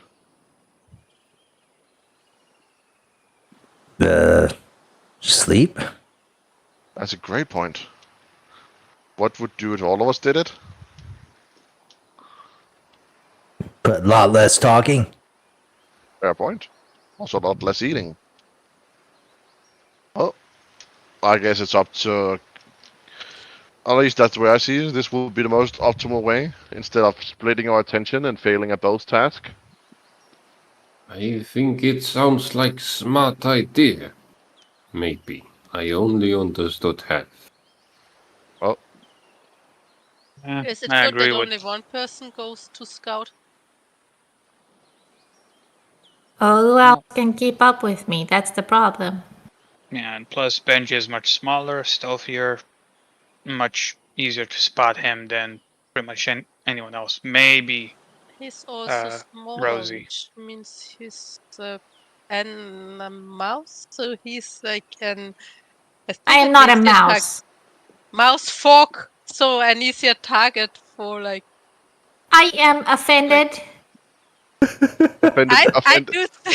I'm I, sure that you feel offended. it Like was personally. rat folk, I think. Briar, do do we need another personally sensitivity training session? I do personally think that if I would be a dinosaur, I would. Whether it What is this racism? I knew many animals. Benji If would I be was a more cute dinosaur, than- I'd fucking go for Benji. Fucking Benji. I did mention that. Obviously, they are going to be a bit more attracted towards things that look more like what they've been eating this whole time. But they have really But good the plan is scent. for Benji to stick to the coastline where the dinosaurs That are. was the idea. Oh, yeah. Yeah. Yeah, but who knows if the dinosaurs are live on the coastline? where Okay, there's okay, no Briar. There's civilization. dinosaurs in the jungle. There's dinosaurs on the coast. Do you want us to sit on this beach for months on end? Is that what you want? What if Benji covers himself in bright-colored paint? Then dinosaur thinks, yuck, do not want to eat. But then it What? will be easier to spot by the slavers. Oh, I did But- not think of that. Not bad, Nox. Not bad. Fucking giant crab. We also just shave. It's a cancer! We can just save Benji, I- then he I looks just- less. Think there might be use for someone second to go.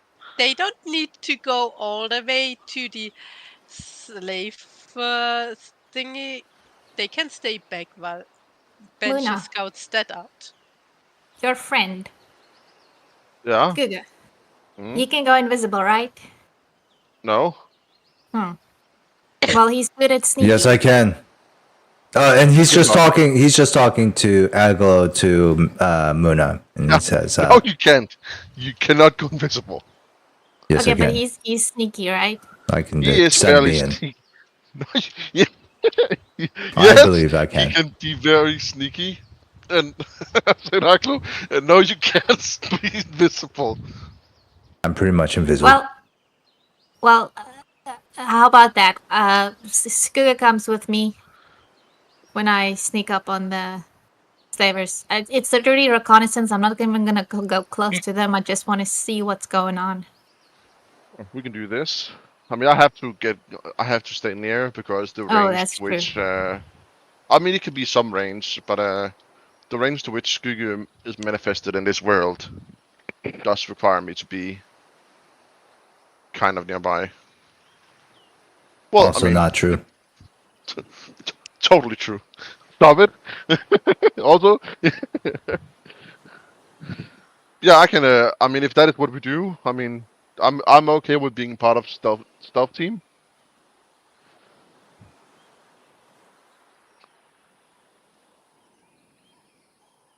I think that's a good plan. You two head out, scout. Now it's more.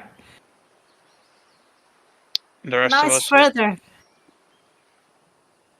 That's gonna take me like 2 days to get to. That's What what if I you had in ride mind. on Muna's shoulders? I don't think that would speed us up that much, and it would exhaust me. Couldn't you just summon who's Are you saying Benji's not like a fast? small little like actual mouse, dude. They're huge. Benji is the size of approximately an 8-year-old. Yeah. Smaller than a 8-year-old's halfling? Benji's like, I think his weight here it's 18 kg, which isn't light. That is It's pretty like- light though. In Yeah, terms of I mean on your shoulders, like a. Yeah. I think on I your could lift shoulders that Benji. for Yeah. 93 kilometers. Well, yeah, that's also it. Does get hard. One time I had to carry Exactly. my 40-pound dog, 45-pound dog, and that shit sucked. Because also Benji has fur, so then wherever he's sitting on, it's gonna get real hot. It's gross. And you guys aren't Does Benji showering. sweat? I'm Benji can prestidigitating groom myself himself. every day. Benji can groom himself. All right. I was bathing in the water the other day. Okay, but is that the plan? Team stealth and then team gather? Yeah, I'm so far, I think gathering that's the towards best idea number we have. 8. Say again, Briar? I'm gathering towards number 8. Okay, but Muna, if it seems like I'm gonna get caught by the slavers, kill me. I will do this. Holy shit. Why would you say this in front of the entire group? No joke. Benji doesn't care. He'd rather be dead than be a slave again. Benji will try to rescue you if they catch you. You know, you don't have to end yourself. Defend yourself. I do not want to see you dead, Benji. You wouldn't Mona, see him please anyway do anymore. not kill Benji. I'm not gonna kill Benji out of nowhere. It's if they ask me to it out of desperation. What's desperation? Yeah, that's a good point. But yeah, okay. So what would the rest do while we're gathered? Like, because this is gonna take like 4 days to get there and back.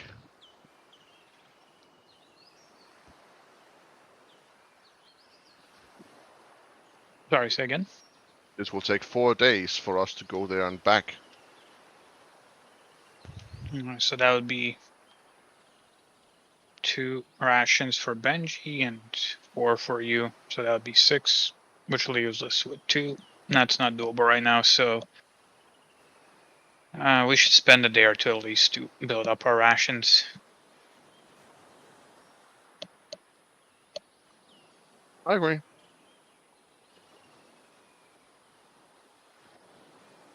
Also, I don't like doing this, but we're gonna restrict everybody to 1 ration a day for the next few days, just to know how we're gonna be sitting with food.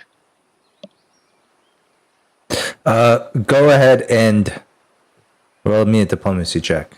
I need to make that announcement. Where's my sheet? I had reloaded a page. Open it up again. Just to ask, when did you add this double ration thing? Was that last session? No, yeah, well, it was Have you always also kind of doubled like. the way? Have you also doubled the way people get rations? Because then it's just a severe reduction in food. 23. It's more about managing the crew than it is about the actual rations. All right, 23. This I think the crew is pretty excited at the moment. Like there's a lot of energy of momentum of getting off the island, doing something to get off the island instead of like 5 days of futile effort so far. So yeah, I mean, we can end your troubles early, girl. Jacob has experienced this shit firsthand. Yep. Alright. So it's not so much about like the food, it's more about the crew and how they're thinking. With the excitement of doing something, it lowers the DC a lot. So 1 ration a day, hey, that's a sacrifice people are willing to make to go ahead and get something going. So they're fine with it. Like Sandaro's nods, Rosie, you know, she's a little salty from losing the vote still. A little bit. But even she's not going to argue against, let's do what we can to get off this fucking place. So, okay.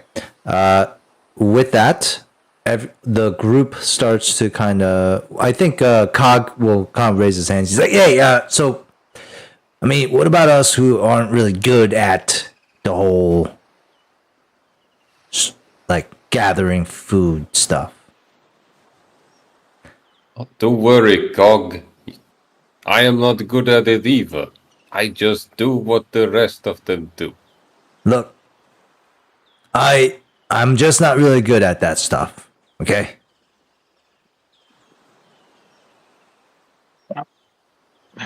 Did you try last time? I only saw you either working on the device. I mean, the only thing I can do, I'm gonna try fishing. That's the most you can get out of me.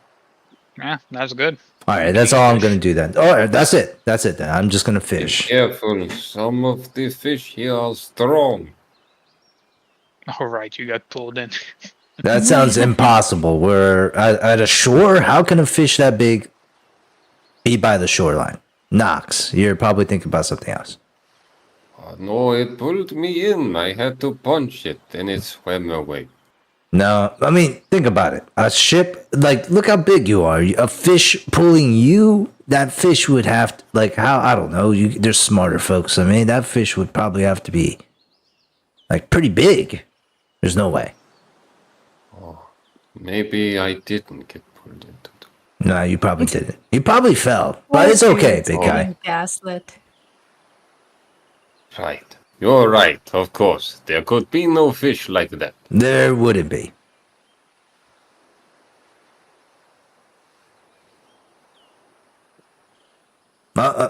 Unless you guys have some other idea about that. I mean, I'm pretty sure you just fell in.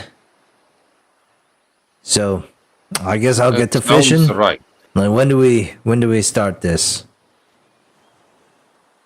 I am ready to start now. It's getting kind of late. Is it? Yeah.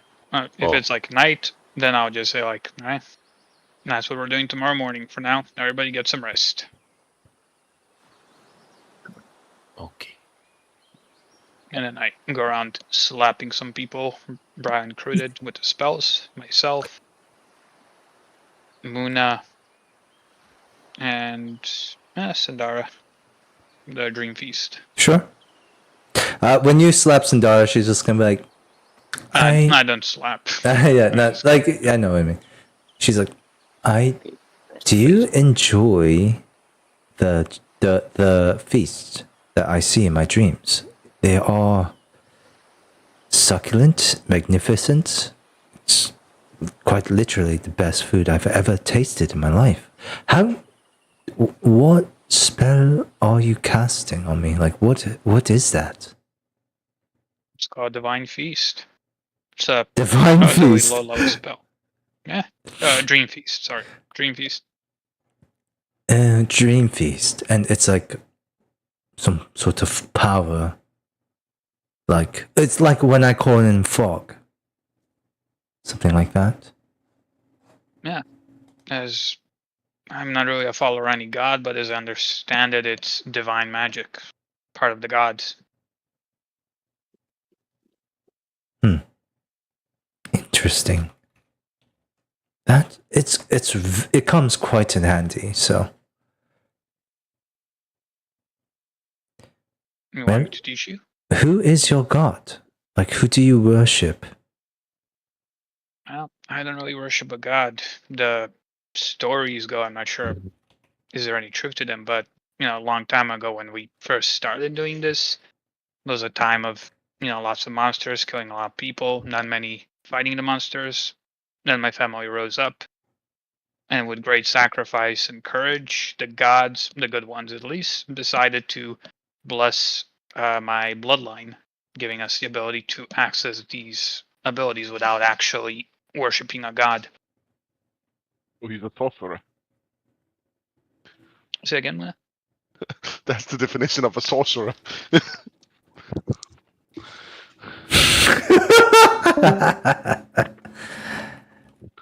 He's got you there, bud. They just made a sorcerer.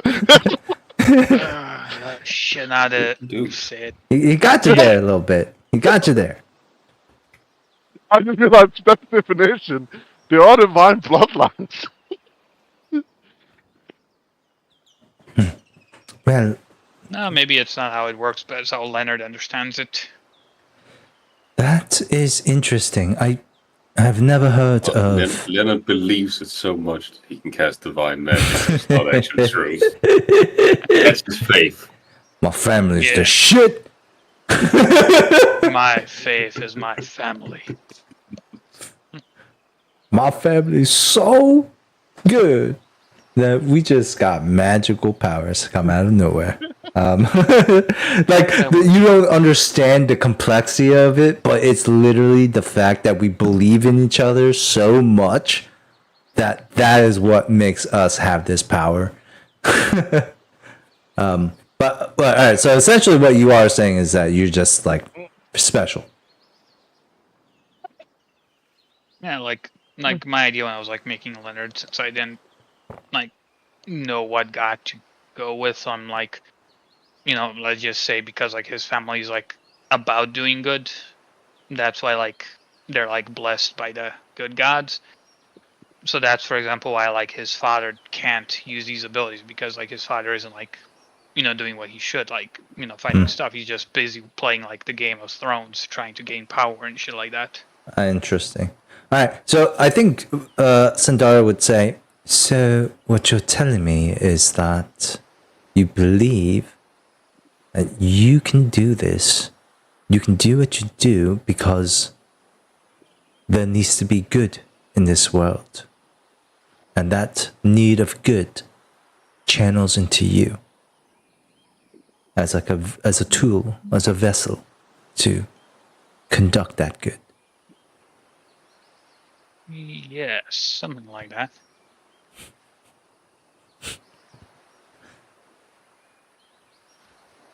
That is, I've never heard of that. You would have to, that would mean that you have devoted your life to being a force of good in this world. That is what the name once stood for. And here That's I what was I going to strive to steal bring your back. ship. I feel like shit. Wait, what? What? You're going to What? steal the ship? No, of course not. You just said you would. No, I mean, yes, I was going to if I, well, look, I worship the Pirate Queen. Yeah. He just like gives her a look, kind of like a friendly, like narrowing eyes and smile. It's like pirate, but with a smile. I entertained the thought. I had to, for my deity, as you could see. You may be a force of good, but for me, the force is, I don't know. I guess chaos, whim, freedom, I would say. That's what I live for. And so I am hesitant when there's mention of slavers. I don't know what you went through as a slave, and I definitely don't want to go through it again. Or I don't want to go through it myself. So, if we ever encounter a situation where we could get captured, I would like you to make sure that doesn't happen to me.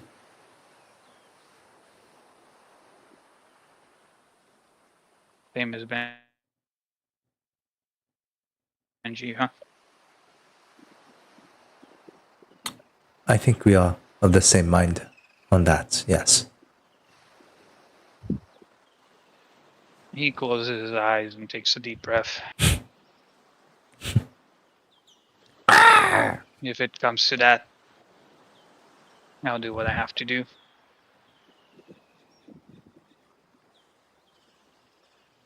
Thank you.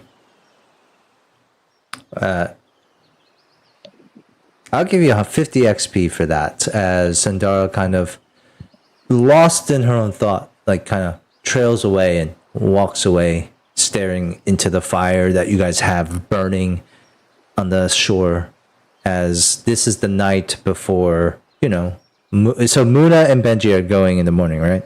To Yeah, scout? Oh, I thought and the we- rest oh, of I us thought we are had to. Okay. hunting, Yep. gathering. Wait, what'd you say, Right. Mikkel? No, yeah, I thought it was first all of us needed to gather stuff, but okay, I'm fine with going tomorrow. Oh, wait, shit. That is a good point. So, what is the plan?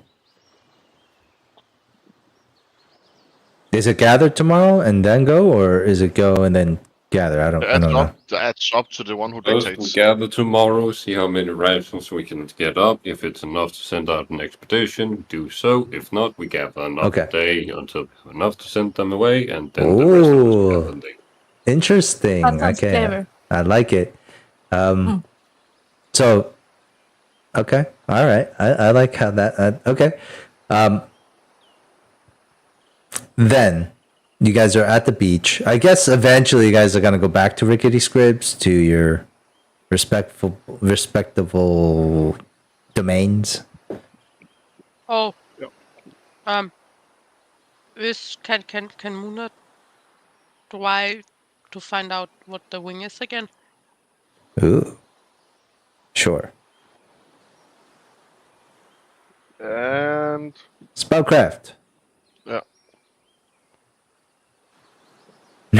No, he cannot. Get a cookie, Muna. Oh, I have 3 cookies myself. These are how many? These are all the times you failed in the last session, which was quite often. Damn, you guys need a wizard, huh? You guys need a real magic person. Yeah. It ain't fucking Muna, I tell you that. No. At this I point, I think do have enough. Benji can do a better job at spellcraft. I don't know. What's your bonus, Benji, to spellcraft? +4. Oh, never mind. Mine's better. Yeah, I just roll poorly. yeah, that's true too. It was like every time I pressed that spellcraft button, it was just disappointing. How about 7? I know, which was weird. I was expecting higher numbers, but it's just yep. There you go. Yeah, I Benji, also just for want shits and to- giggles.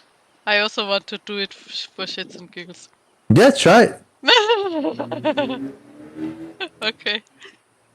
All I right, mean, so my roll wasn't bad. you guys were just looking. You're just looking at the thing, and it's a ring. It's a ring. Knox with an 8. Would you have just put it on?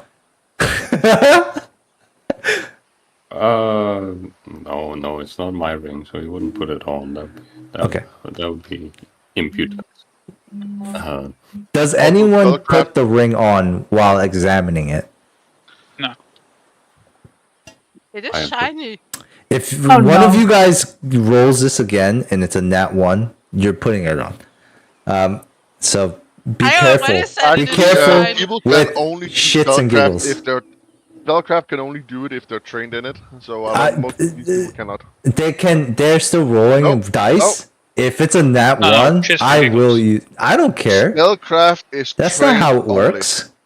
Spellcraft is specifically trained. You only. can always attempt to check. That doesn't mean that I'm So is gonna the allow it. knowledge checks, but it can't make us roll them anyways. Yes. Yeah, sure, but I mean, That's a you good even point. got a 20. Look, do you know me? I don't give a shit about that. All right. You roll that 1. That's what happens. Okay. All right. But the thing is, it is shiny. I just was like, Roll I'd spellcraft rather- again, Briar. No, No. I'm doing it though. Oh no. Oh wow. Well, that's pretty good. I will say one thing, Briar. When you touch it, if you touch it, when you touch I have it, touched it before. Yeah. it doesn't feel good for you. It feels Might be holy. not good. Like that. It feels like positive energy is Maybe that's why. coursing through this ring. Maybe that's why I keep it in a tiny chest. Maybe. All right. So the night in the night. Let's see. Who should we visit at nighttime? All of you roll d20. There is something I'd like to do at nighttime. Well, if you roll high on your d20, then you shall do it. Well done. It was fate. It was meant to be. I love it. What does Nox like? What would Nox like to do at I night? would like to pay a little visit to Briar to talk about something. Oh shit! Ooh. Quick Ah, yeah. flashback. Wait, in Toolshed Leonard Briar, needs- is this Toolshed Briar or Beach Briar? I don't know. Good question. Where's Briar at the moment? Cinematically, I would rather like it to be in the beach I instead think of Nina the said Toolshed. that she was going. A small tent on the beach. Oh, so you're a hobo now. Okay. You I'm moved going from to your become- tool shed to the tent on the beach. After the I'm argument, Briar I'm has been going to ostracized walk to the into beach. the water, and I will become a mermaid. You know, fish like corpses. But anyways, okay. Do That they? should make catching fish easier. I think they would, right? Yeah. They would eat like a body, Yeah, right? yeah. Over time, not maybe all at once, but okay. That should Yeah. make. But seriously, where is Briar? On the beach or tool shed? We can make on the beach. Okay. Briar, are you awake? Yes. Also, Knox doesn't go anywhere without Owlbear next to him. So, do you Right. tell Owlbear to stay or? Oh, you come with me Okay. if you like. Fine. I wanted to talk to you about burning the book. Not again. Oh Lord, this is not what I expected. You hear Briar sigh. Okay. What do you have to say about that? I wanted to say that you should not do it. Someone worked hard to make it. And it may not be the most happy tune, but they put their heart and soul into it. And I think it is disrespectful to destroy that work.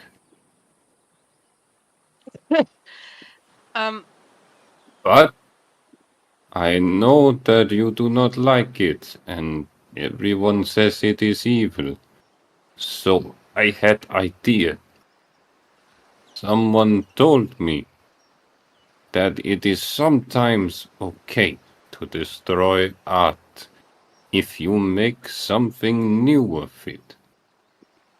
So maybe you could rewrite the songs in the book to make them good instead of bad. So you mean I should just scribble over the book? I guess so. But try and, do a good job of it. I do not want you to just scratch it out. But if you can make a pretty song out of it, I think that would be best. And I would love to hear it when you are done.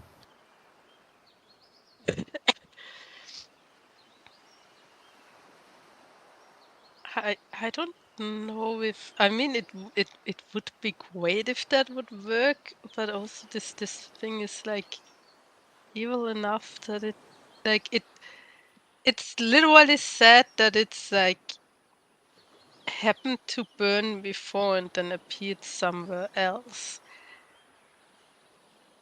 intact. I don't know if it would just delete what I write over it. I mean, it's worth it twice, so thank you for the suggestion. You are welcome. That was really all I wanted to say. Okay, thank you. Right. Good night. Yeah, And good night to you too. sleep well. As Okay. well as I can. I'll take my leave then. Okay. All right. So, anyone else do anything for the rest of the night? No. We will then move on. So, Knox, you make your way to where does Knox go afterwards? He goes back to the boy's house to sleep. Okay. The bachelor pad, is that what you mean? Okay. Yeah. Okay. So as you lay your head to rest, what is Knox kind of thinking about as the sounds of like the beach kind of fades away. You close your eyes. Albert, you hear Albert. He's like, "Good night, little brother," and then almost immediately, like snoring. You see Knox. I mean, not Knox. Leonard and Cog. Both. Astral projection and see myself. You see Leonard and Cog sleeping in their bunk beds. And I'm gonna say Albert probably has what would be top or bottom? He's the big brother now, so he's at the top. No, you guys are not gonna change beds after. They were absolutely going to change. Oh my god! So now where he is at the bottom, and then the little brother is now at the top, or is it vice versa? I don't know. I was thinking big brother at the top because top is big, right? Okay. So now Knox goes to the bottom bunk, which is kind of it's kind of scary because Albert is a big dude, and so the bunk like bed is like kind of scary. And then but at Knox you don't care. You lay your head down in the bunk and you close your eyes. The sounds of the beach fading and fading until there's nothing left, and you go to sleep. In your dreams, you see a lot of like swaths of color begin to, kind of revolve around you, and for the first time, the ship that you're envisioning, kind of like it's almost like colors like the ocean. And it's almost like a painting of the beach, but in like these really weird, cartoony, childish colors. Like almost like what would Knox imagine in his head if like you strip away everything about Knox to like the basic, most childish innocence. Like what would this scene in the beach look like? I'll pass it over to you.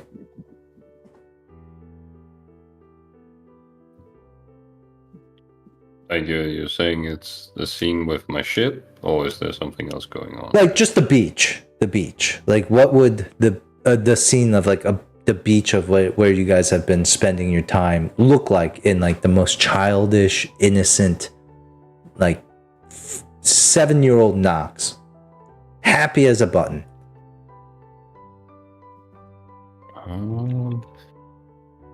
I don't know how to describe the art style that it forms. But it doesn't take like a realistic like art style.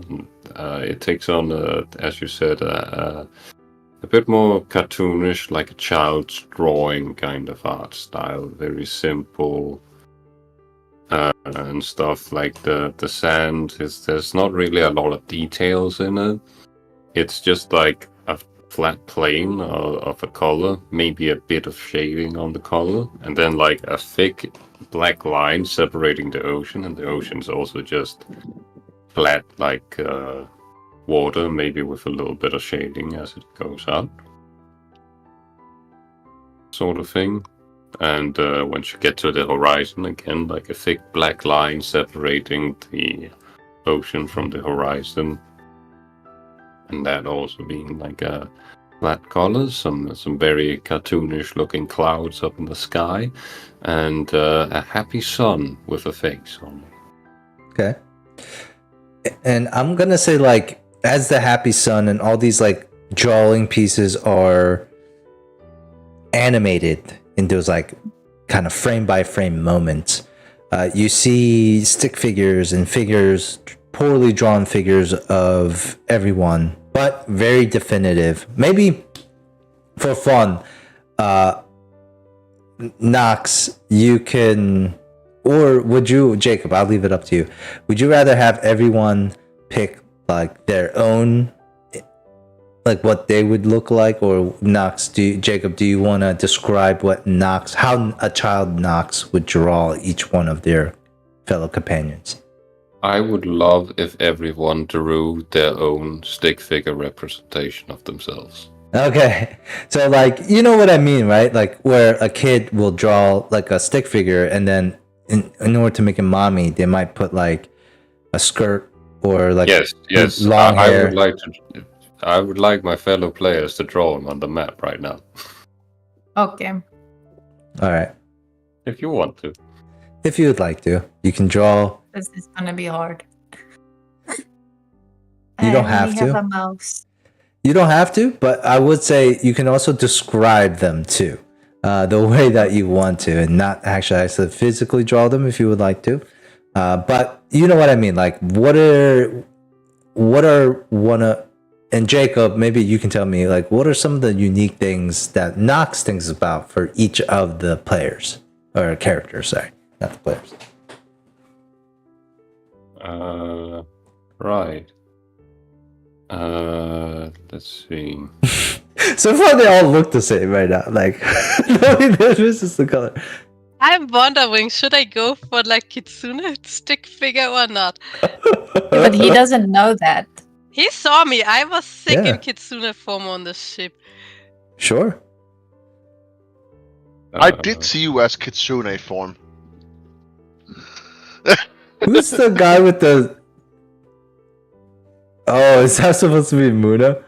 Spiky black hair. I'm like, what would you see? Like just black hair.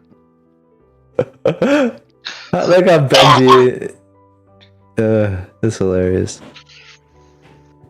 Yeah, what are some traits for Muna, would you say? Like he sees? Well, Muna is a very smart person, so he has a big head.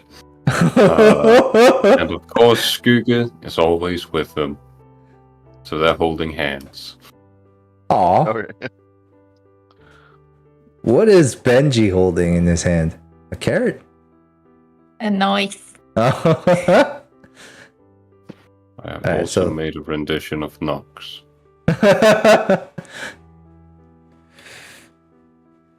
All right, so you see these figures.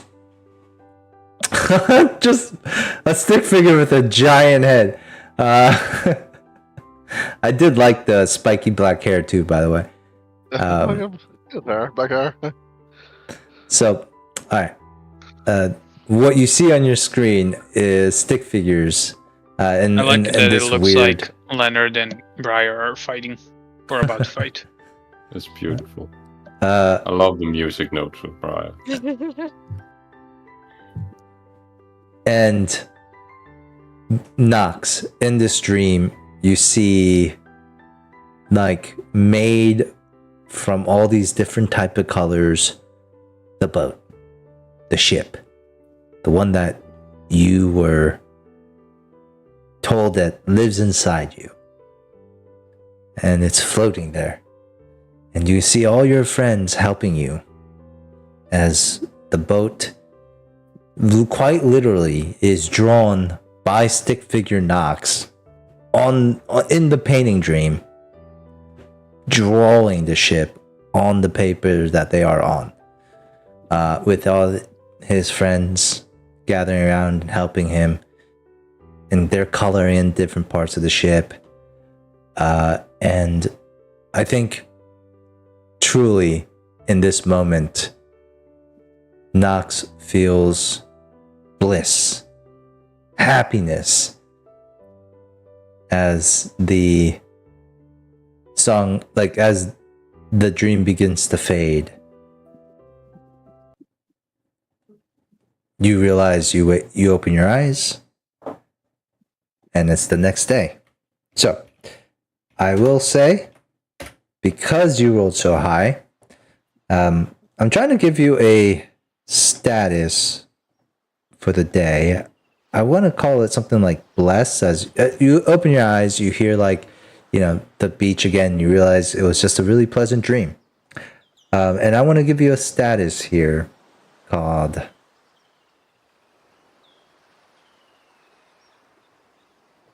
blessed for the day. Your goddess Shaylin smiles down on you. She grants you a +2 on all your skill checks. for the rest of the day.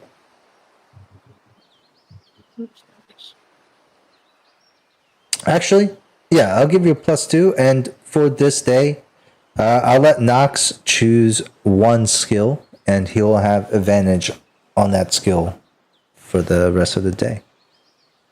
What skill would it be?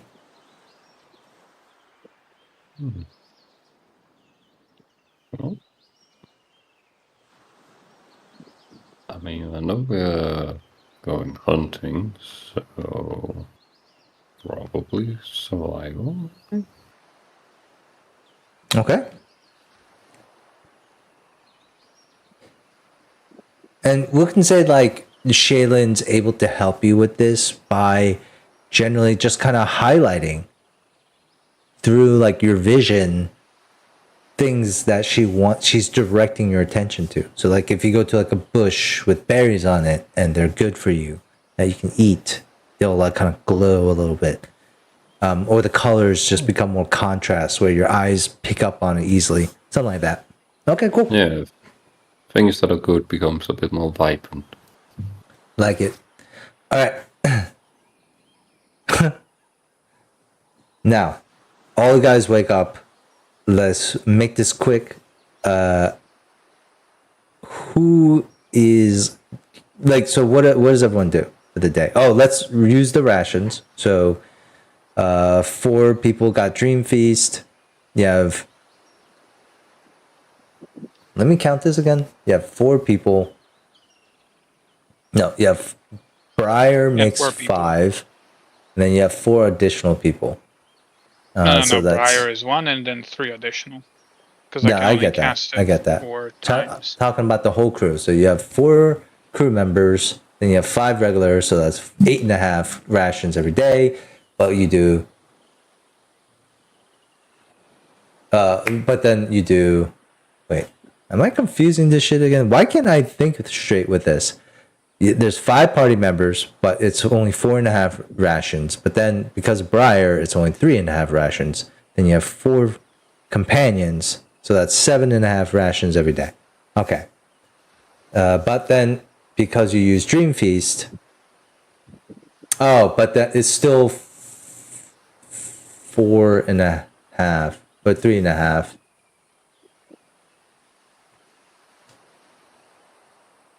One Yeah. half we have to use, right? Because Briar doesn't count against the rations because he's always getting Dream Feast for the undead flesh. So it's like, so how much rations do we check out? Benji is always going to eat. So is 4? Is it 3.5 every day? Yeah, so let's say, like, Briar gets 1. Sorry, not Briar because he's extended. Then Leonard will get 1. Muna gets 1, and let's say just Nox gets 1. So we need half for Benji.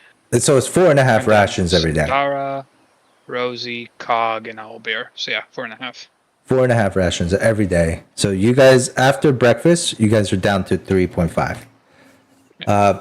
So what do you guys all do?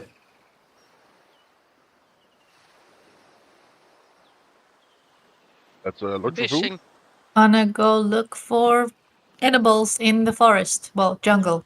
Okay, if you guys take somebody with you, like so whoever's going fishing, if you bring Cog, you get a +1 bonus.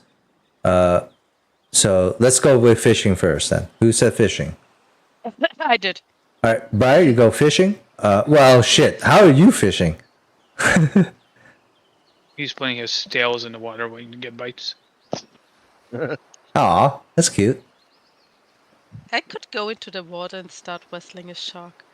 But that wouldn't be I With don't what think that'd strength? go very well. I know, with what Sure. strength? No. That's your low wisdom coming into play there. I could take that shot. Maybe. Dude, their bites are pretty nasty. No, They make I 2 could bites, still I go think. into the water. I think How you're cool going then? to. I think then Cog will not go with you because if you're in the water and he's trying to fish, you're disrupting his Well, fishing. I I could try to lead them closer to the shore. That's not how fishing works. That's Oh, that's the opposite of That fishing work. wouldn't be me fishing. That would me. that only happens with dolphins, and that's like a really large scale thing. One kitsune is not going to be able to do what they do. So I will say Not like with dog Well, afterwards. we don't have any fishing rods, so they do. we do. You have a bunch. You're sleeping in the place where they hold them. Okay. Well, then I'm gonna use a fishing rod. Okay. All right. I just Well, look up for some in the earth. I look up so if there was some worms for. good point. Bait. Yep. Cog has actually prepared some bait already. Like some rotting flesh. No, I'm joking. He's already picked up some bait, so no worries on that. Roll your survival and add a plus. I would say Cog's actually pretty good with fishing, so +2. Oh my god, survival. That is a 7. 7. Yeah. Briar, you described to me a very unproductive day of fishing with Cog.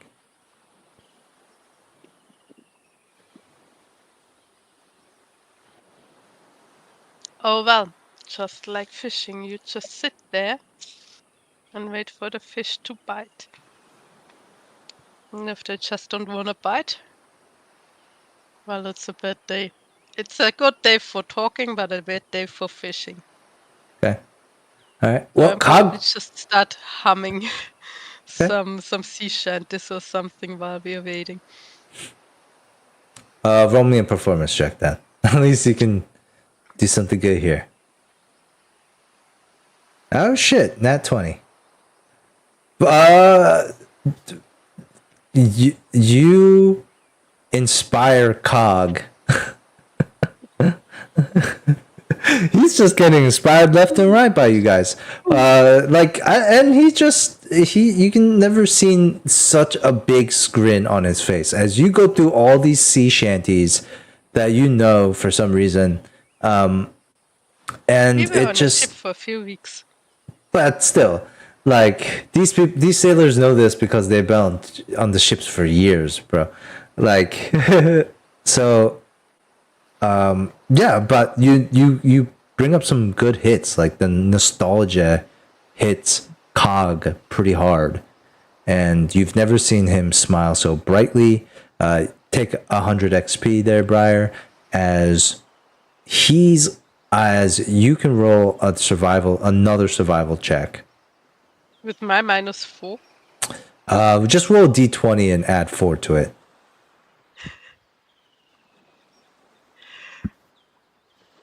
That's an 11. Okay. You're able to pick up one ration's worth of food still.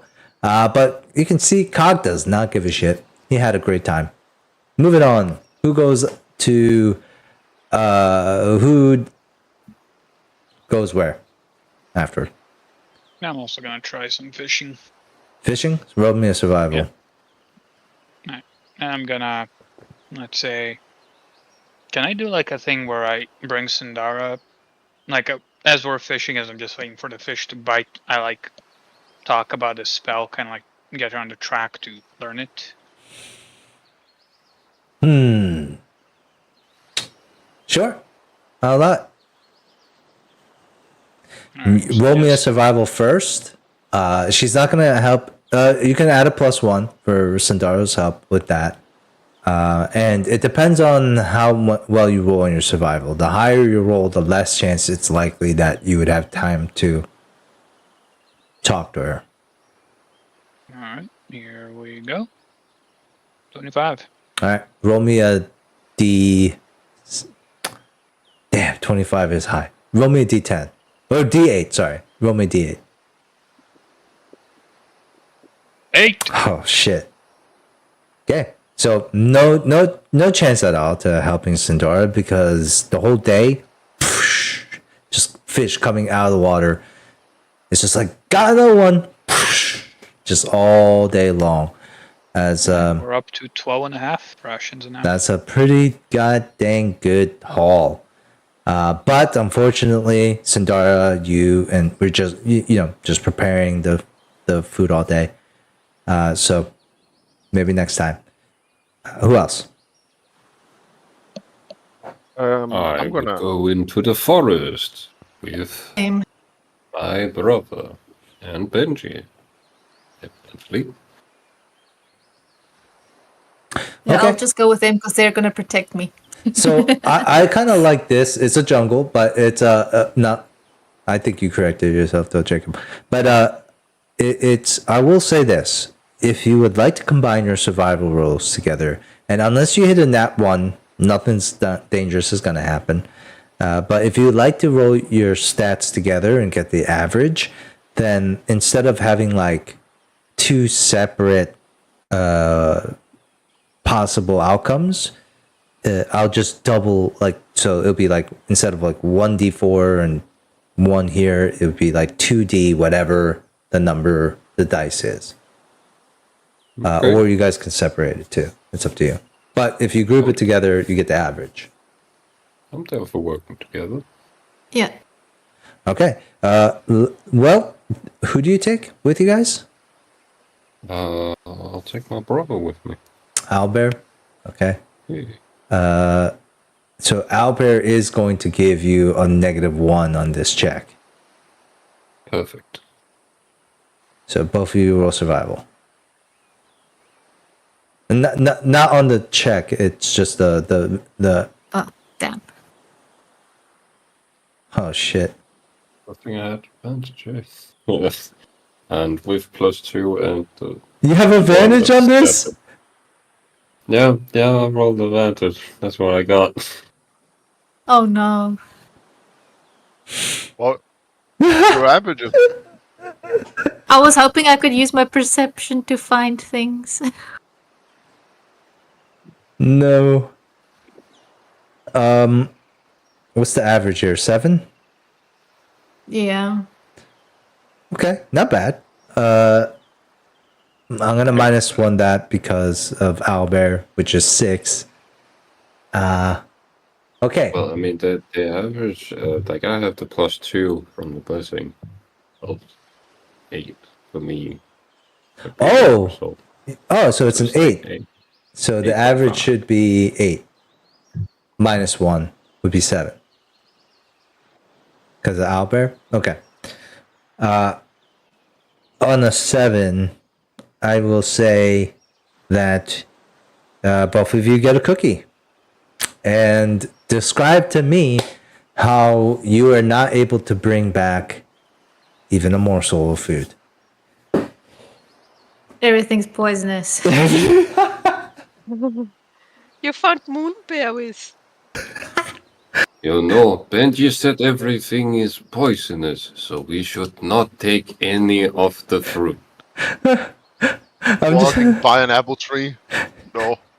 It's just like Albert is just super confident, and he's just like studying this berry, and Nox and Benji are watching him. He's like poison, and then puts it down. Goes to literally everything in around them, and just says poison. I also imagine, since Benji has said that like everything is poison, Nox takes it way too literally, and when he finally finds like fruit and berries that might be edible, He he's throws just like, them out. nah, that's also poison, right? Okay. All right. And Benji, what's got you all distracted and not able to find some food? I think not knowing where to look for it, because he knows what it looks like, but he doesn't know where to look for it. So that's kind of like the catch-22 of his situation. He can't spot it in all the jungle, and then he becomes paranoid that everything's poisonous. Okay. All right. Who's left? I am. Me and Skugge is gonna go look for food. Okay. As you guys look for food, roll me a survival check. You can also add. It's a group check, just like here. I will be guiding ourselves, so both of us get the +1. Damn, this is so crazy how you can have more than one concentration. It's so crazy. Survival. Are you Plus one. taking Rosie for a plus? Oh wait, no, never mind. It's a duration. Oh, sorry. Yeah, but it has no cooldown. Yeah, you're right. So that's a 15 and 14. Actually, I'm gonna add this one to Skuku, so it's 2 15s. All right, so just a 15. Yeah. Okay. Roll me a d6. D4. Sorry. Nice. Nice. You should have used the +1 there, bud. No. Wait, I used a +1. Oh wait, shit! You have another one? I have another one. Oh my gosh! You just gotta use them all here. Fuck it, why not? Okay, you got Because you. there's gonna be 6 rations. Just find a bunch of cookies in the ground. What do you mean? Oh, because of Skuga? It was doubled it, yeah, right. You said like there's 2 looking. I don't know. That's because there's 2 different players. I think when you have Skuga, it's just automatically. So I'm gonna say this is 3. Still good job. Well, then I it's would not- not have used it. I did it because this was doubled. Because with 2 Oh, people, so are you gonna use it or not? I would only have used one of them if that's the case. Oh, all right. I'll take one back. Here you go. There you go. Like, All right. So you got 2 rations. Scammer. With it. I'm not a Why? scammer. You He don't get totally the is. benefits of 2 players for just having an Edelon. he has his own skill sets. And therefore he tries to help you No, compensate he's with better your. at it. I help him. If he's better at it than you, then he should be helping you. No. You just rolled high. Yes, but then I should help him because he's better at it. Okay. Helping is +1. Regardless, you got a good roll. Let's keep it. Yeah. You have 2 rations. I think during this time, though, there is one thing Skugel will say to you. He says, hey, friend, Yes. the character, Juval, he said he is waiting. During this time, well, all your friends are preoccupied. Would it not be a good idea for us to slip back to your home and take a quick trip? If you mean travel to a shadow plane, that's first available at level 12. Not travel in that sense. I need you to be somewhere quiet in a meditative state. I mean, if this is an ability that you have achieved, then I am willing to try it. It is because of our connection with the shadow plane, the Shadowfell. What are we called? What is it called? Shadowfell. Shadowfell. I don't know. I feel like it's something called. Maybe it is the shadow. It has plane. many. It has many names. Yeah, It's just TF2. plane of shadows. I think. I think that's one from Yu-Gi-Oh. That's a That Shadow is Realm. that's the Shadow Realm, I know. as per season 1, episode 2. Yeah. Fun fact: Yeah. I just it's think not an actual thing; it's a dub thing. So like, I will send you it's just to the it's just shadow described realm. as the shadow plane. The shadows, the land of shadows. So, our homeland. That's written. Let's go. Yes. And you make your way to your home, and as you do, you like Skuga sits you on like the floor. He sits in front of you, and as you guys are sitting cross-legged together, he begins like you guys just begin to kind of meditate together. The connection between Echelon and Summoner becoming more thicker and visible, tangible in reality. I'll let you describe the kind of like the physical appearance of what is kind of happening here as Muna and Skugga is in their own, like in their souls almost, being astrally projected to a similar location, but in the shadow realm. Shadow plane. Where it's like an alternate version, like where like the scene kind of like flips around and it's like a black and white version pretty much of the same scene. I imagine, like I'm sitting in a meditation pose, like somewhere, like in a lot of shadow, as much, and then it just kind of it materializes, like kind of like the shadow is above me, like a layer, and it just like envelops like a shadow blanket, like it's extra shadowy, shit. not dark, but like it's extra shadow. Are you talking about like a possible like a possible like thing where Like an it's like aura. a scanner that comes like top to bottom a little bit, like boom, and like now like the shadows get deeper, or what are you talking about? Like I'm not sure what you're visually, like you're in this circle, right? Or you're in this, you're on the floor, you're looking at each other, you're meditating. What about your surroundings? Like, what does it look like? Yeah, that's what, like I mentioned that, like it's we're sitting somewhere dark, but then it's kind of like, the shadows has like above, like kind of like manifestation. Okay. Like, so it's like extra lack of light, kind of like a murky invisible water, not but like a murky, like if air, like smoky air, but that is like, of course, not smoke. It's just a lack of extra light. Oh, okay, gotcha. Okay. And as you're sitting here in this like dark ambience, pretty much, there is like you open your eyes and you're in some semblance of the shadow plane.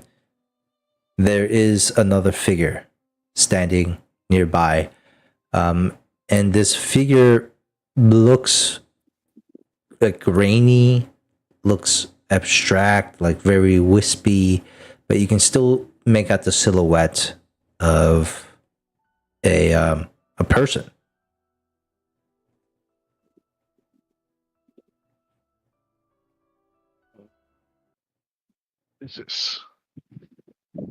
Is it? And here, Skugo's voice is like louder. He's more natural. It's like, we have come. Speak your presence, Juval. Shade known as Juval. And the shade kind of walks forward. Well, recognize this shade? Like any traits of him? Roll a perception check or sense motive. Okay.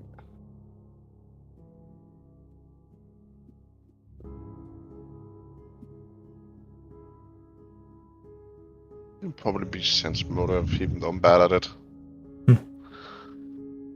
It's hard to tell, but it is young. I think it's more of the voice that comes out where it's like, Mona? Yoval? What's Is it really you? What's going on? What, you look different.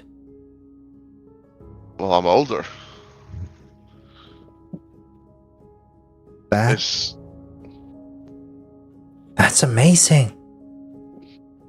Oh, I'm so glad. I'm so glad for you. You look good. He looks very, like weirded out, like confused and, like weirded out by. Thank you? Like, what happened? Did you, like, I'm rarely lost for word, but I'm not sure What what is happened? going on here. I wanted to talk to you. I wanted to warn you. You were always the kinder one to me. I feel like you looked out for me. Well, of course, we had each other's back. But that's not true with Marie, is it? Well, I mean, yes, she always had my back. Maybe you, because she needed you. But she always thought I was the weak one. And so, you remember that day when I escaped, where I thought you escaped. well, we got caught, Yeah. and then that's when Marie, she summoned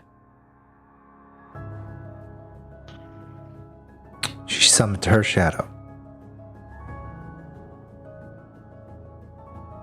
Yeah. But I mean, I was told you died from the beating of the guards when we ran. No. I was oh, they were beating me, but Marie, you guys came back quick. No. While you were causing the distraction, Marie's shadow made quick work of the guard. But then she came over to me. She offered me her hand, and I took it. And then she cut it. And I screamed. And I was in pain.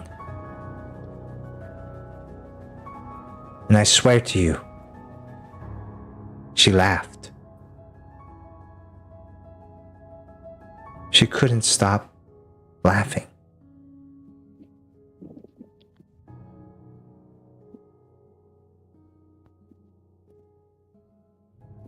Muna looks very, like distraught. Like this is like confused more maybe. Like, 'cause, like this is clashing what he remembers and what he's telling, because he clearly remembers it differently.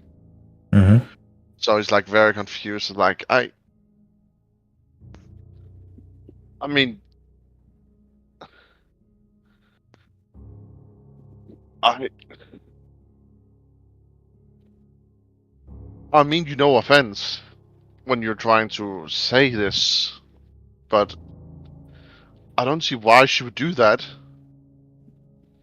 Yes, she has a mean side. All of us do to some extent.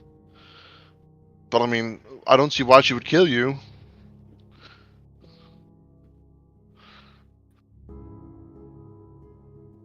The shade shrugs, and with the message delivered, begins to fade as the shadows lift, and you open your eyes. The room appears. The sounds of the beach return to you, and Skuga is just sitting there in front of you.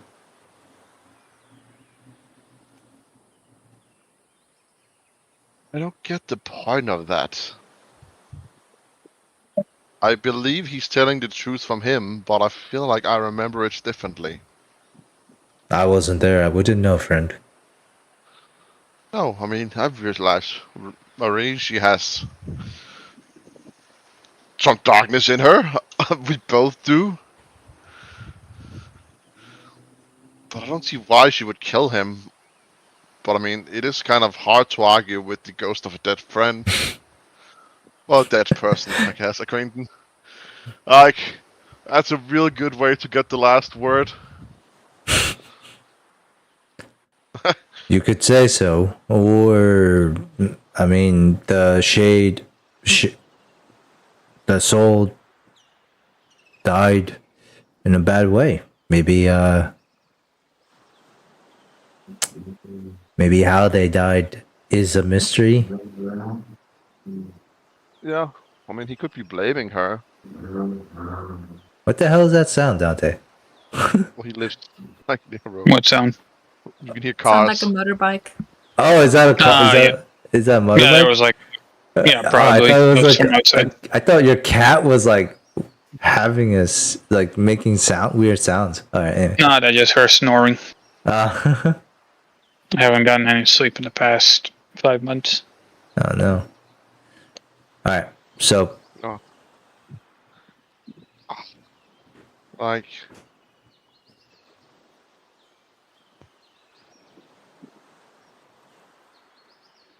I mean, even then, if she killed her, I mean, it's kind of pointless. I mean,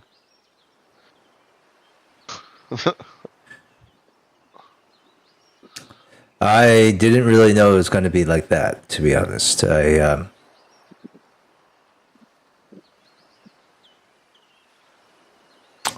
But think we can summon him back. Like, can we see it from his perspective? Because I mean that like doesn't sound like a like what do you mean? Do his eyes? well, I mean, Like as a memory?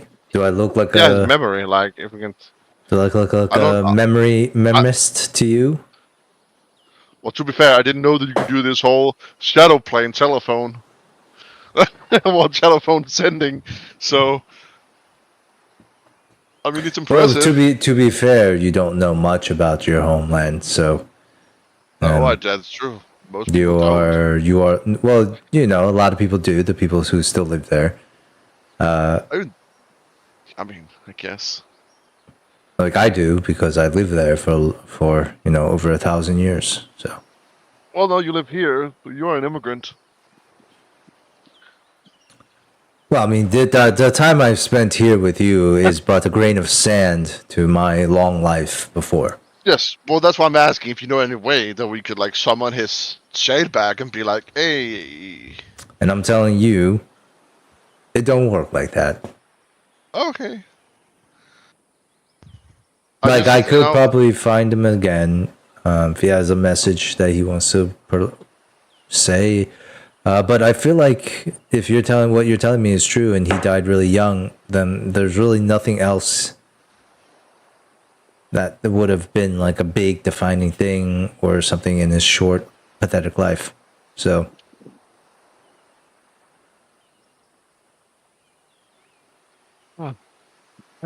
I mean, I'm just confused, because I mean, I knew he died. I just don't see why Marie would kill him. It seems pointless. I mean, you know me. I'm not above a bit of killing. When it's reason. but you and I know, friend, that there are people out there who need not a reason. Besides just for the sake of, well, they find pleasure in it. I'm not saying Marie is one of those folks. But how old were you when this happened? I was. Give me a second. I was 13. And how old was Marie then at the time? 14? If that's the case, then that is quite young to be. You know, if what Juval is saying is true, then Marie is quite fucked up. Like beyond repair. I wouldn't say that. I mean, I think, I all the probably 14 years old. That's pretty rough. being in a vacuum, but I mean, I feel like it's quite rude to judge a person with bad circumstances. That wasn't that's not like you know like that's not a bad circumstance there. That was Don't pure think us that was getting pure enslaved evil. and you don't think us getting enslaved and getting out is a bad circumstance?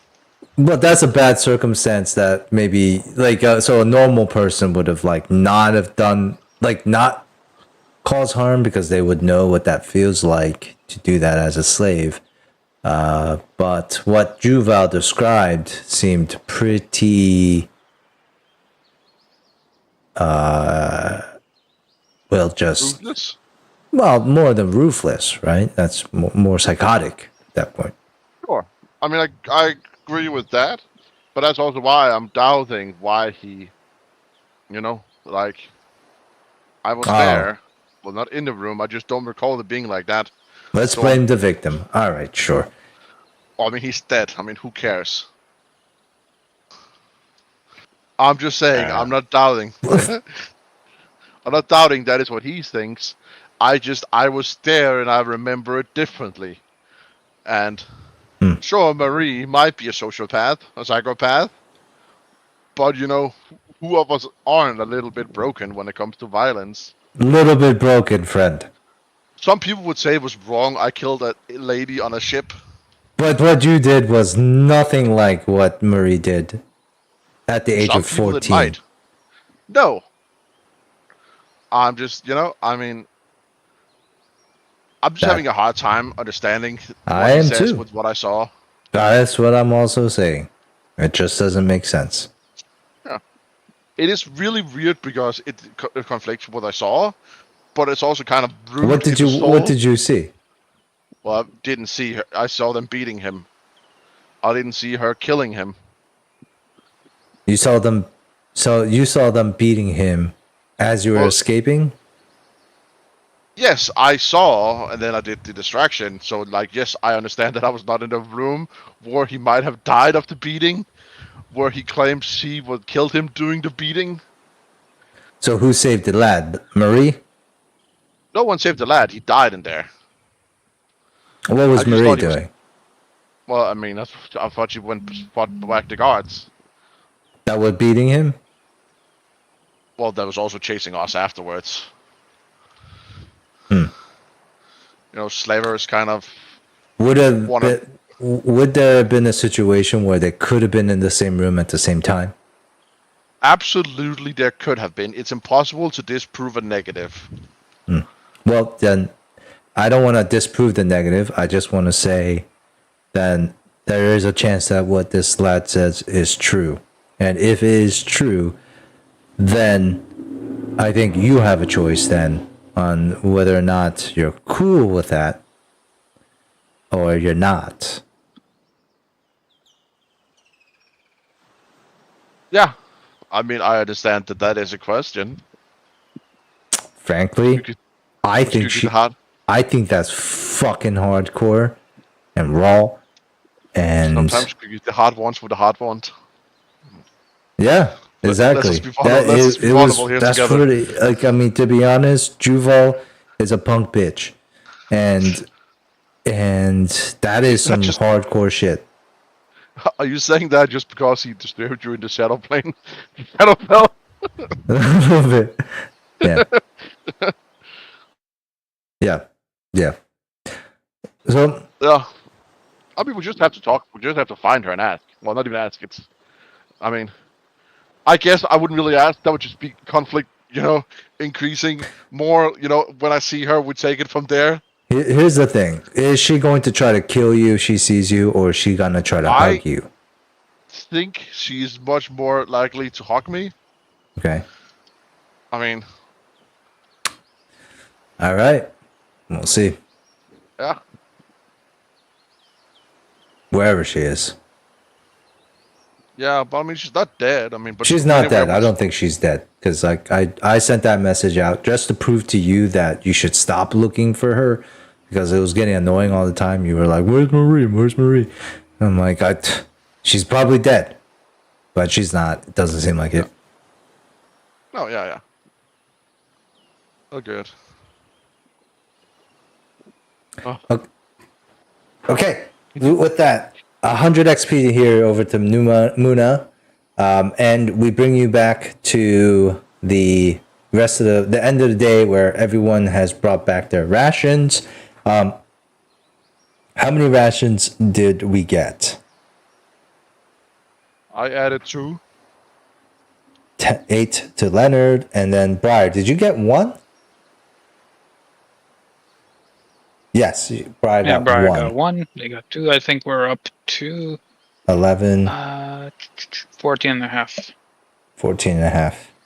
All right. So at the end of the 6th day here on the beach on Rickety Squibs, do you guys do anything?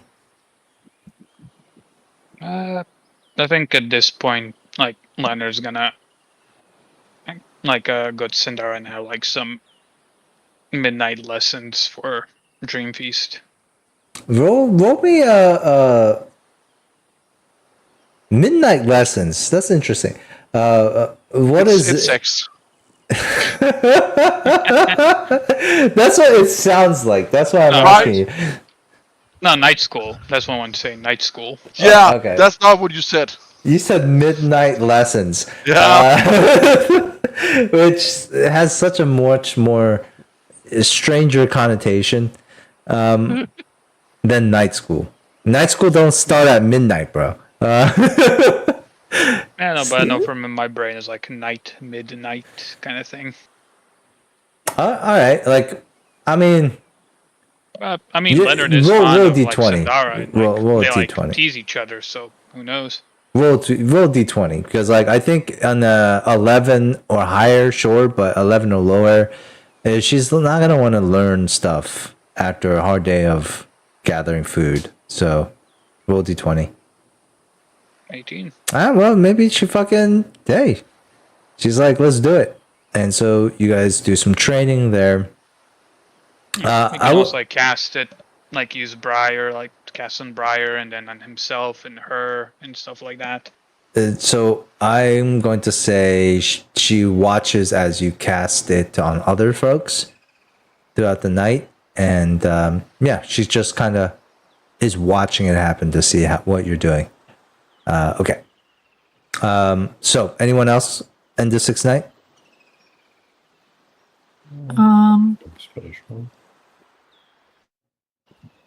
No.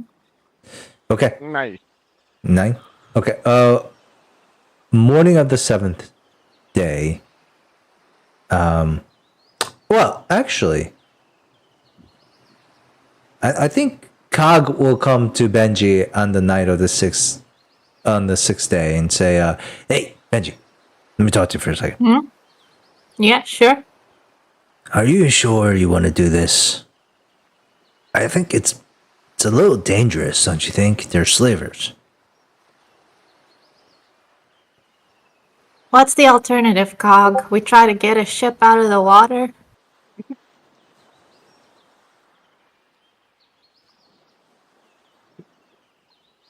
At least this way we'll have more information. But if we go, if we go as a group, there's 9 of us. And I feel safer. I don't know about you, but I feel safer when there's more people around. But you're just gonna have one other person to rely on, and that person, I don't think I trust him so much.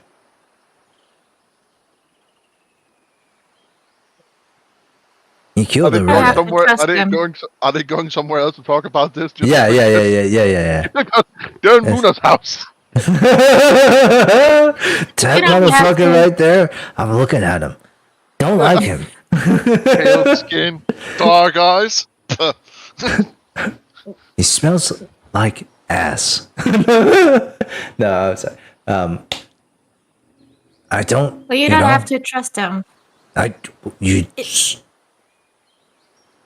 Thing is, whether it's 2 of us or 9 of us, if the slavers are trouble, there's not going to make much difference if there's more of us. I don't know. I just want to see what's going on there, and then I'm just saying. We decide from there. Do you trust the guy that you're going with? I trust him enough. It's in his best interest if we all work together right now. Still, he killed Loretta in cold blood.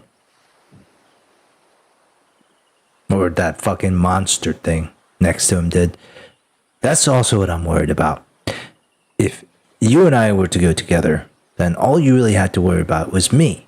You only had to keep an eye out on me But when you're going with him, that monster follows him everywhere he goes. It's actually you See. against two people at that point. I'm not against them, and I kind of need that monster of his because he's the quiet one. All right, if you trust them, then I'll leave it to it. Have a good night. Night cog, but thank you. He just nods his head and walks out from the beach. You see Skugga sitting over there with a tear in his eyes. No. Is this the real life? Okay. What did they call me? All right. So, morning of the 7th night, you guys all wake up. And what's the status? Is this the morning where you guys set off? I think Discuss. they set off, and the rest of us will just gather a bit more food just to have like padding, so the next day we can like work on the ship. All right. While I get something, let's do like a farewell ceremony real quick. Alright, we're gathered at the beach. Benji and Muna and Skugga are like in front of us. The crew is like on the other side. I'm like kind of like a bit in front of the crew.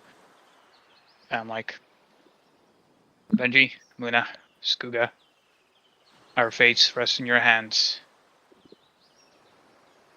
Don't take any risks you don't need to. But if you can, get information or anything else that could be of use to us. We're counting on you. In the meantime, we're gonna work on that ship. So by the time you get back, we'll make some progress. Thank you. Wish you all good luck. Careful's my middle name. It was That's Yes. your last name.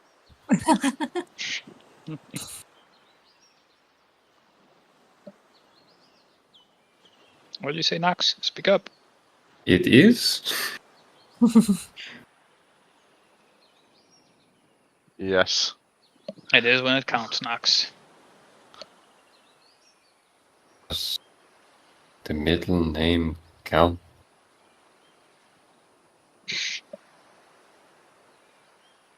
That is impressive. That's why Benji's the best of us. That's why he can do this, where we cannot.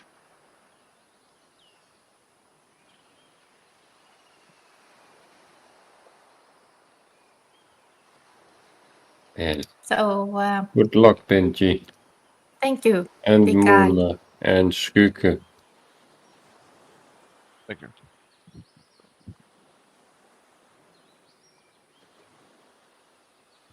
If anybody doesn't say anything else, Leonard just gives him like one final nod, and then like he turns to like probably go fishing, get some more food.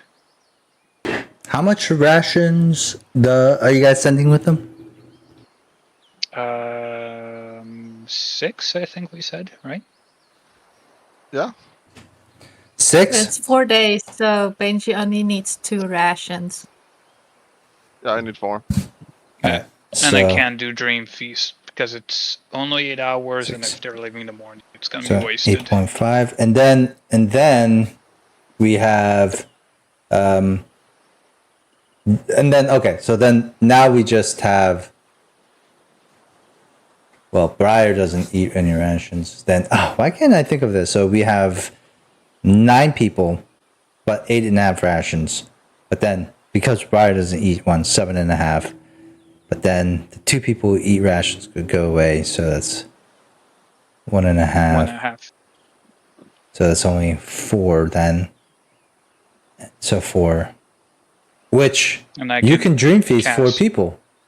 3 people because I'm already doing Briar. Oh, right. So pretty much one ration. So I would say, one person eats a ration in the morning. So that's 7.5 for you.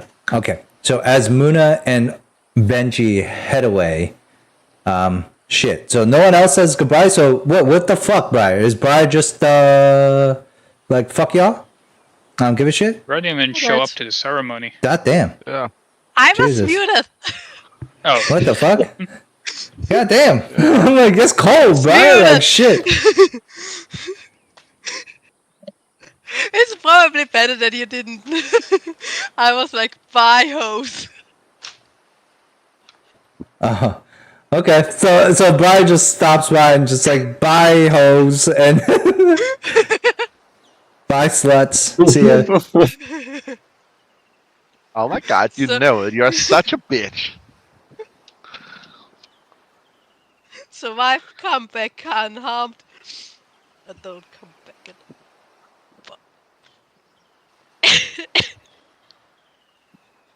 No, of course I say goodbye. Okay. As you all say goodbye. With a smile on their face, you know. Goodbye. See you never.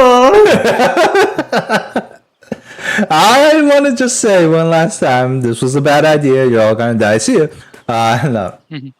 All right, so you I want to give Benji and Muna each 500 XP for volunteering to go and just be like scouts for the rest of the group. I have leveled up. Let's go. Nice. And so Benji and Muna, you guys head out. Just kind of say, both of you roll me a quick survival check or perception check. Yeah, so you pick survival or perception. Just to look out for danger for the first day. I will give you guidance. Oh my gosh, why am I rolling so poorly today? 18. Oh, that's 15. Okay. I would say it's a pretty relatively quiet first day of traveling. You guys set up camp on the beach. End of the 7th night. Very quiet, peaceful. It's slow going though. It's one of the reason why it takes 2 days. And instead of like you cutting, if it was just like one road from Rickety Squibs to where the slaver is, it would probably not even take a whole day. But because you're traveling the coastline, there's some of them are rocky and not beachy. That makes traversing the shoreline more difficult. But you do find a nice little soft place by the water. You see wreckage from time to time, but it's a little bit too far out. And you just kind of bed down for the night. Does Muna or Benji say anything during this? I mean, we're assuming you guys are gonna small talk throughout, but Yeah. is there anything you guys would like to say to each other? If not, I would fair. ask. Yeah. So, have you thought about just critting the whole thing once we get to town? Honestly, I don't know yet. I've kind of been going at this step by step, just staying in the moment, not thinking of whatever comes, because I don't want to be disappointed. Yeah. I mean, I'm not gonna lie. Honestly, I've thought about. I'm getting sick and tired of sleeping in the middle of nowhere. Ideally, I'd like to go back home, but Where was that again? it was in. Hold on. Magnamar. Does not ring a bell. Surely a beautiful place. It was busy, but it was home. I miss my family. You have a big family? Yep, pretty big. Lots of brothers and sisters. And Oh. cousins. And aunts Okay, and nice. uncles. Well, sounds even better. Yeah, I mean, I can understand missing that. This must be very different than that. Yeah, a little. Lot. What about you? Where do you call home? Oh, my parents were merchants, so I mean, home or everywhere, anywhere. Huh. But I mean, but after they died, I mean, I was enslaved for a bit, got out. So this was not the first time I was enslaved by pirates. Well, before I guess I became a pirate. Then, I mean, after me and my friend got out, we kind of, did whatever we had to do to survive around celiacs. And, yeah, kids with no education, what could you do? We did a bit of crime, got caught, got maybe betrayed, well, certainly betrayed, got sold into slavery again, and then now I'm here. So I have no family. I only have a friend. Somewhere I Huh. don't know. So she is family. Well, for what it's worth, I hope you find your friend again. Yeah, thank you. I mean, it's a big damn world, isn't it? Oh, yeah.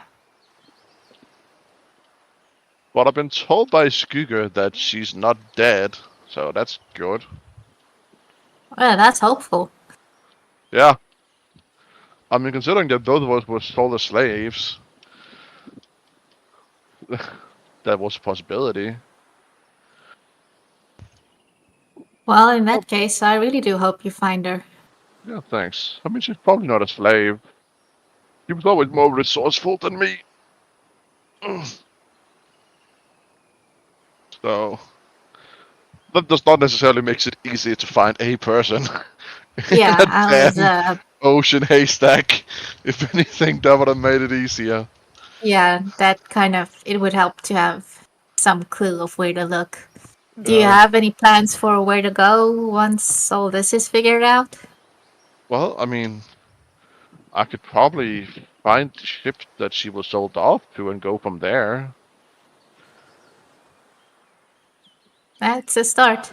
There's not that many thieflings, so I mean, while I don't do a lot of crime myself in my free time, uh, she might have done some if she escaped. So I mean, if I can find if there's any criminal networks might know of her.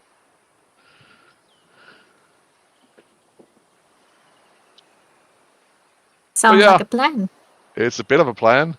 So that's why I really just want to get off this damn forsaken island.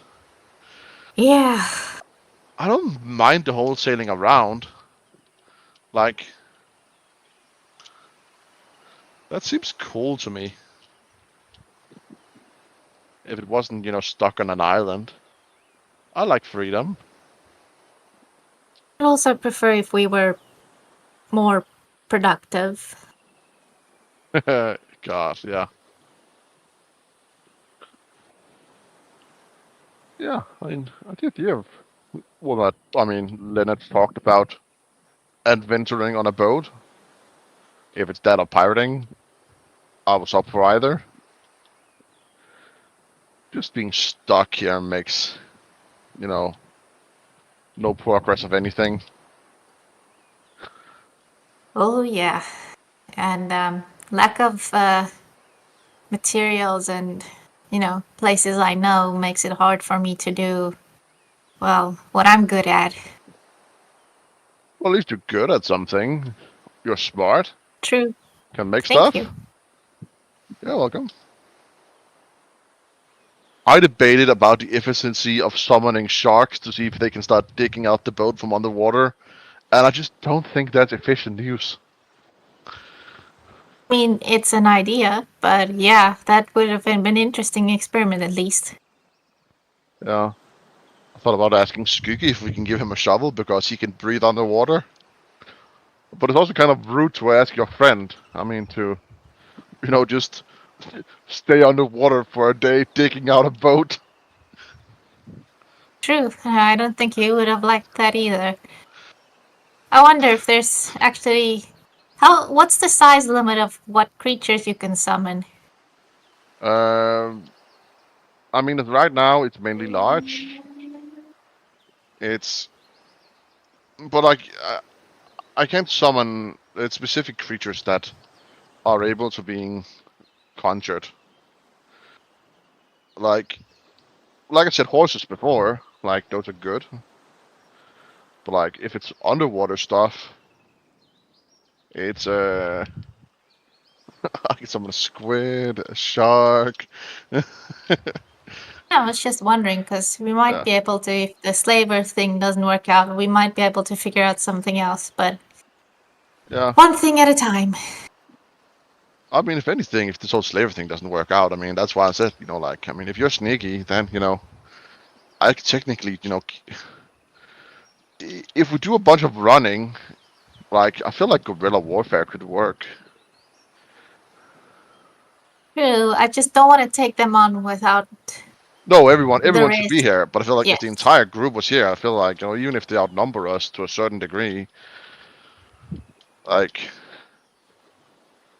I mean, just giving an We example, could I could try. kill Yeah. some before they even get close. I could summon, elements of air to start killing people before they even get near us.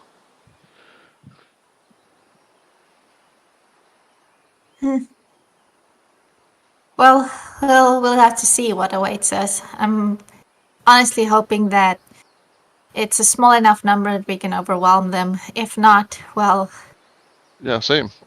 we'll worry about that when we get there. Absolutely. Also, to the whole point, in case you get caught, do you want to see if we can free you, or was it kill you straight up?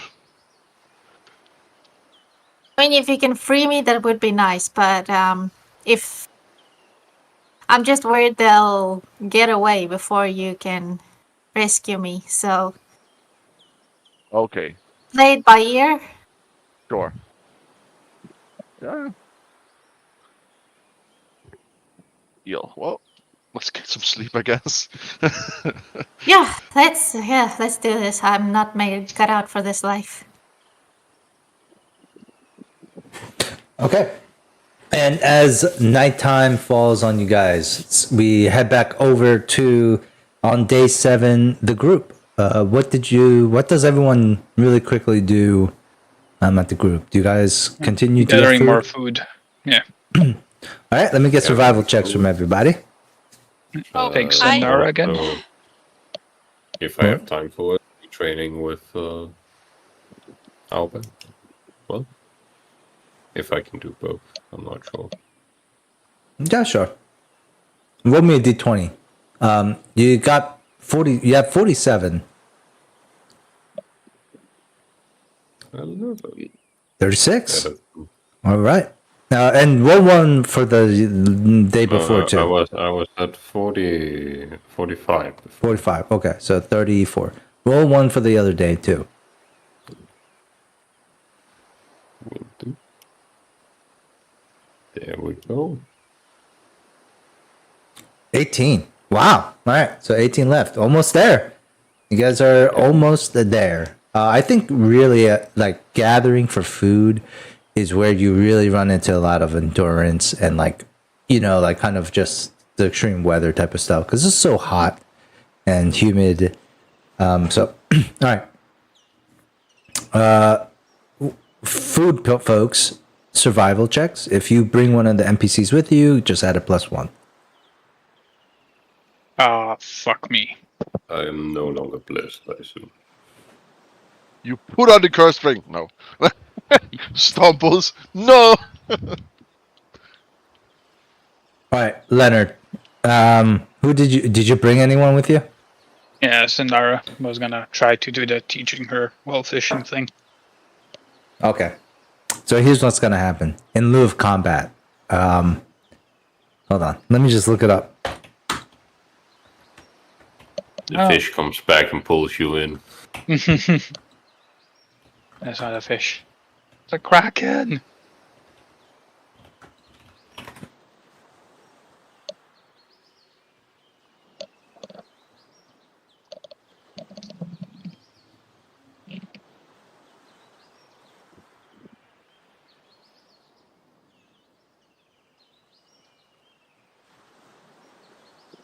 Okay. Let's just say this. Roll me d6.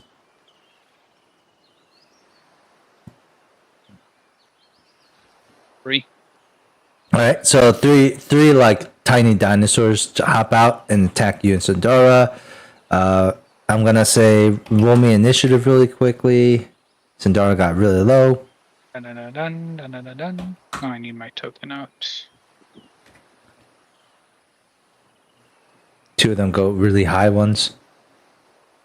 No, just roll your initiative, like regular initiative. 6. 6? That's pretty low, right? Mm-hmm. Okay. So I'm gonna just say real quick, you take you can split this with Sandara if you would like, but you would have probably taken about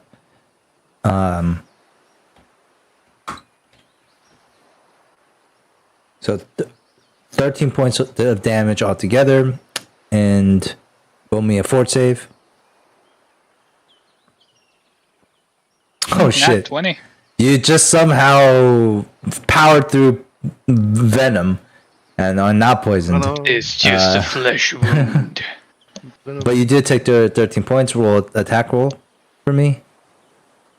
Attack roll. Yeah, Okay. just quick attack roll. 24. All right, let me just get real quick damage. Roll damage twice. Damage. 1. 2. Okay. So 6. Wait, what? What's with the 9? And then 13. Oh, is it that the crit? Oh, that's crit. So it's 6 and then 9. 6 and 9. That's the damage. Yes. Oh, and these are just like crit damages here, if in case it crits. Yeah, I think so. Oh shit! What the heck? Oh, yeah. Okay. All right. So, okay. So I will say that works. Let's see. Then 2 attacks. Then so oops. Okay, that's another 6 damage on Sandara. So now they're gonna go again. That'll be fun. I'm gonna say Fun like now. 3 of them. Yeah, 3 of them actually hit. So, so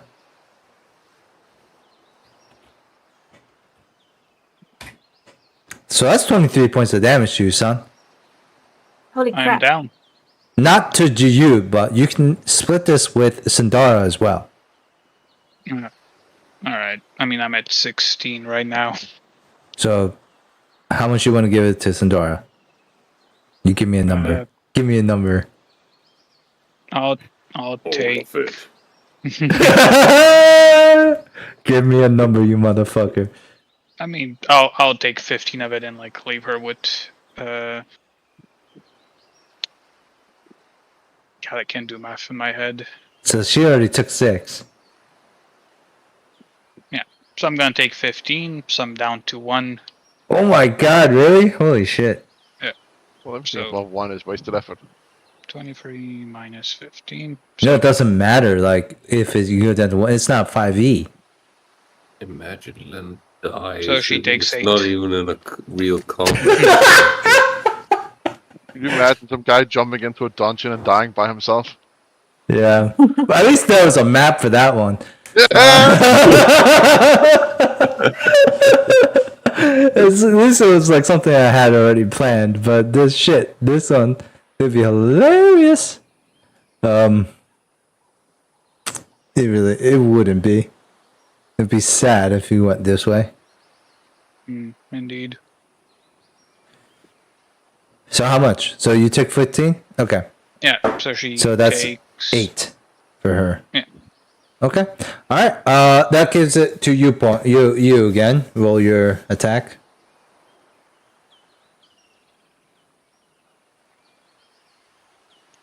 Okay. 21. Roll 2 damages again. 7 and 7. Okay.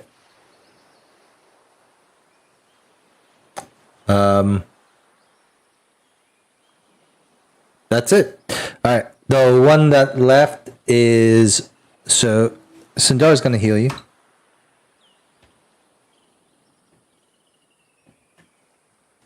Let's see. 8 points of healing to you. And the last one is gonna run away. So go ahead, roll the last attack.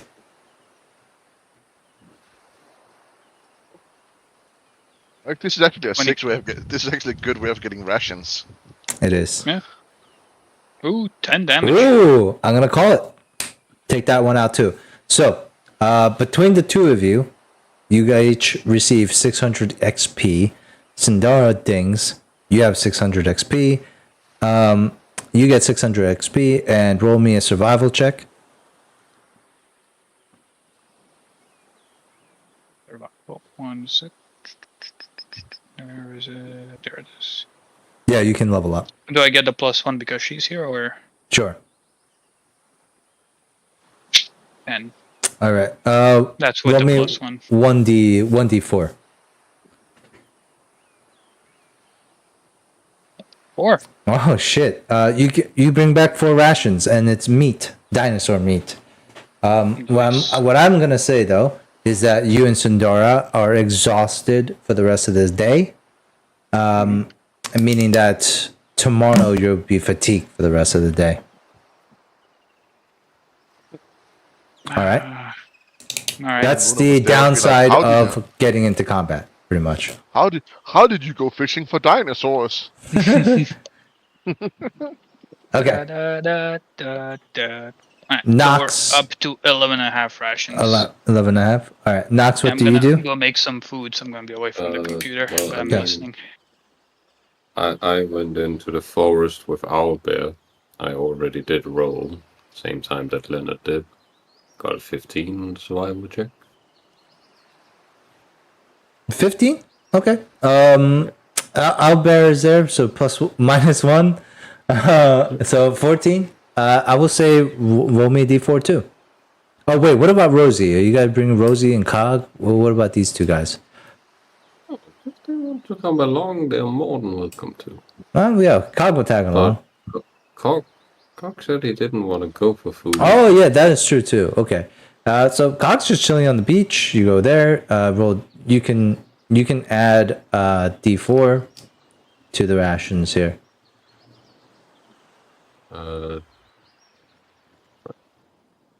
All right, 14.5. Okay, cool. Briar, what do you do? The thing is, I Acceptable. can look for food in the jungle, but I would also want to look for moonberries. You're gonna look specifically for moonberries. And you're gonna do this like Z for Zachariah or like this like Lord of the Flies shit where you get revenge and you poison the food and kill everybody. And then when Briar and Muna come back, or Benji and Muna come back, there won't be anybody left. There won't be anybody left. No. You have turned them on to corpses. And then ate them. And Leonard are exhausted. Oh, they are will all die. eaten because I took animated death to get myself food. Okay. So I think we'll go over Briar's level up here in this situation. So what did Briar level the up? thing is, I would oh god, what did I level up? It's been some time. I got +2 for Inspire Courage, so it's a +2 now instead of +1. Is that also for competence too? Or is it just No, like does that go up? competence. That what I got for competence was a +2 from the start. Oh, okay. Because I got it later than Inspire Courage. So courage is now +2. Courage is now +2. Okay, yeah. interesting. Which is super fucking good for combat. It's Yeah. so dumb. I did got like ship. Okay. I Also, I also got the option to change one spell. I didn't know which one, so I just changed the cantrip. Lullaby to Unwitting Ally. What? What does that mean? Ally. Unwitting Ally. Yeah, what is that? Whatever. It's Let me see it. Cast it real quick. I understood what you said, just I don't understand what Unwitting Ally means as a spell. You befuddle the target's mind. The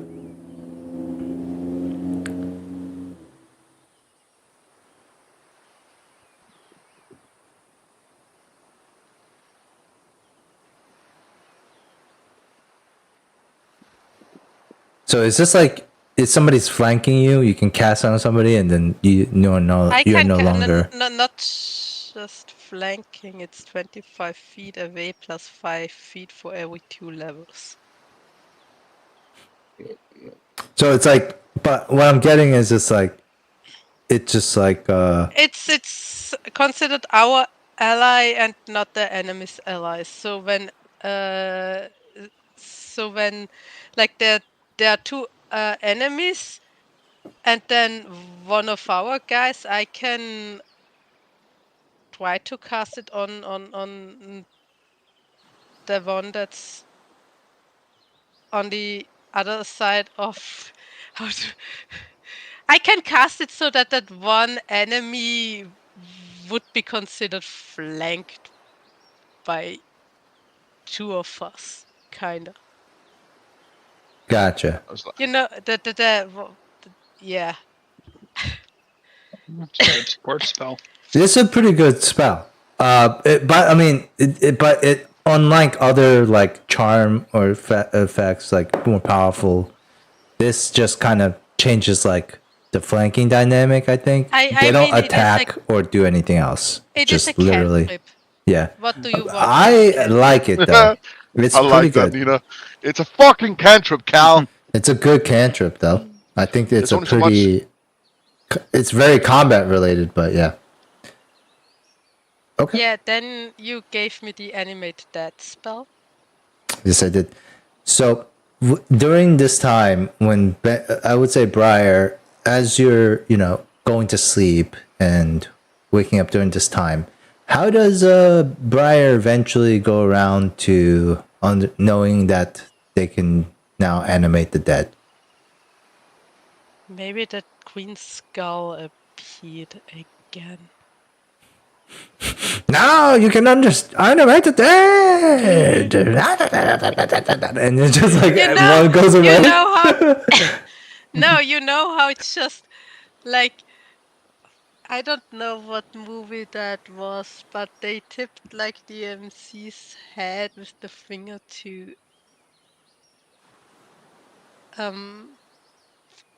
cast some magic, so their amnesia went away, so they had all the knowledge back again. I don't know. It maybe something like it's coming to me like in a trance dream, kinda like I dream about the dream feast the whole time, and it's maybe like, oh, you know what would be better than just like dreaming about that feast if you could make it for yourself too. I don't know. No, that's good. That's the only good part about that's good, except for the part where like there's no way Briar is going to like think a bunch of dead bodies is a feast, though. You know what I mean? Like, that's not, but yeah, I definitely like the idea. But why I also said I would more than Dream Fist, I would like to have something to bite onto. Because it's the feeling of biting into something that I'm missing. Like, why I said that last session. You're okay with that something being a person? No, right? It has to be. No, that's not. All That's right, you're weird. kinda Then, Never mind. all right. So then you are getting Briar is slipping into an evil that I never thought about. Okay. Shit. Okay. All right. Haven't you ever got the munchies, Cal? Don't you understand how that feels? If you get so hungry, then it's just like But you're not getting hungry. You're having Dream Feast. No. But I There's still still missed a That's big also why I barrier wanted why. between That's eating also why I somebody want and being to. hungry. There's no way. That's why I also want to get at the moonberries because the vampires ate them. They are not poisonous to vampires. So Well, maybe it's I did say regular food is not poisonous either. To you, you have Just doesn't access. like You peach. just don't eat it. But you can eat regular food. Like it's not poisonous to you. but it doesn't give me anything. What does moonberries? Oh wait, moonberries. It's like a drug a little bit. It was a drug to the Yeah, vampires. it you was. Wait, sweat, but- so It was a Like just a drug. minute ago, you said like it's not that you're hungry. It's just you want something to like nibble on, like physical food in your I mouth. want something to nibble on, yeah. But I would need to also nibble some chewing take gum. away. I would also take away from the rations that the others so desperately need. So All I right. wouldn't. So you're much- going to look for some moonberries for fun. Go ahead, roll me a survival check here.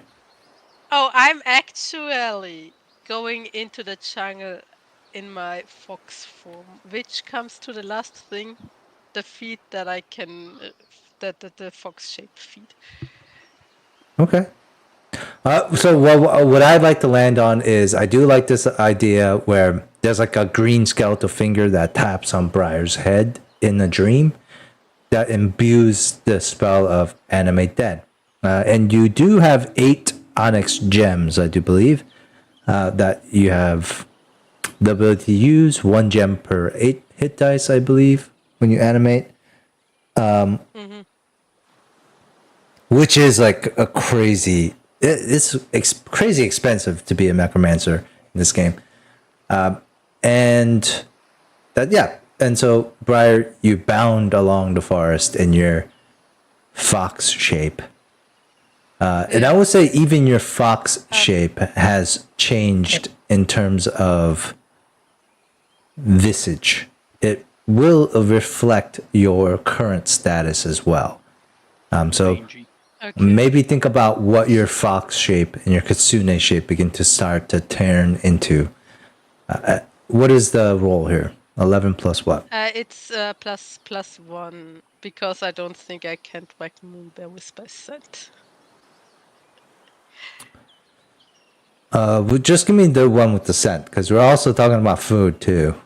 So if you don't, Then it's a plus 5, so it would be 16. okay. So you're not able to find any moonberries along the coastline, or even the jungles along the coastline. It's probably deeper into the jungle, but you are able to find some sort of berries, and it kind of depends. I would say you find two rations. If you, I guess you can roll 1d4 because you can always come out of fox shape whenever you want, right? And then just use your hands. Well, All right. whatever. You can take the 2. You can take 2 rations back to the group, which will give you all 16.5. Okay. 7-day ends. I gotta go soon. Yeah. 7th day ends. 8th day comes. You guys trek through the 8th day.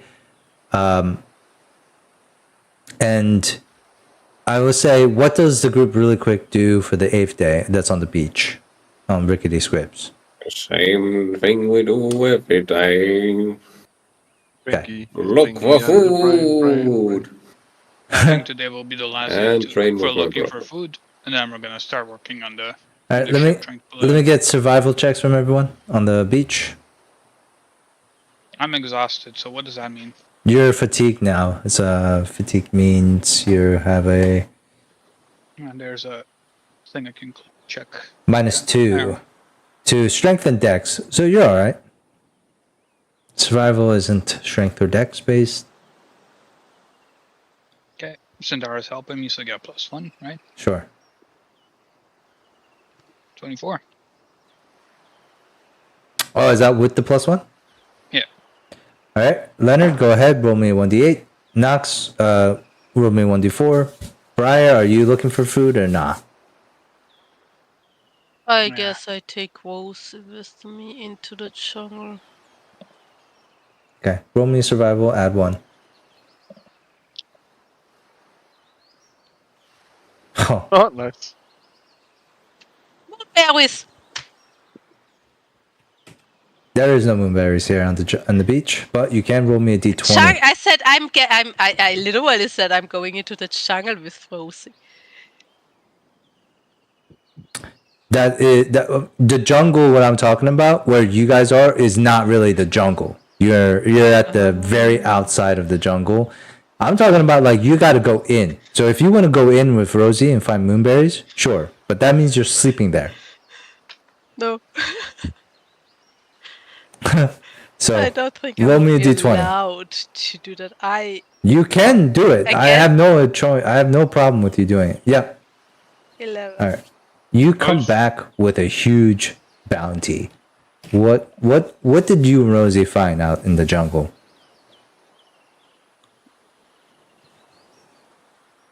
That is a good question.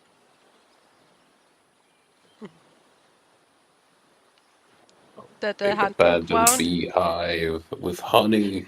No, I was just about to say that the former hunting ground of a big dinosaur.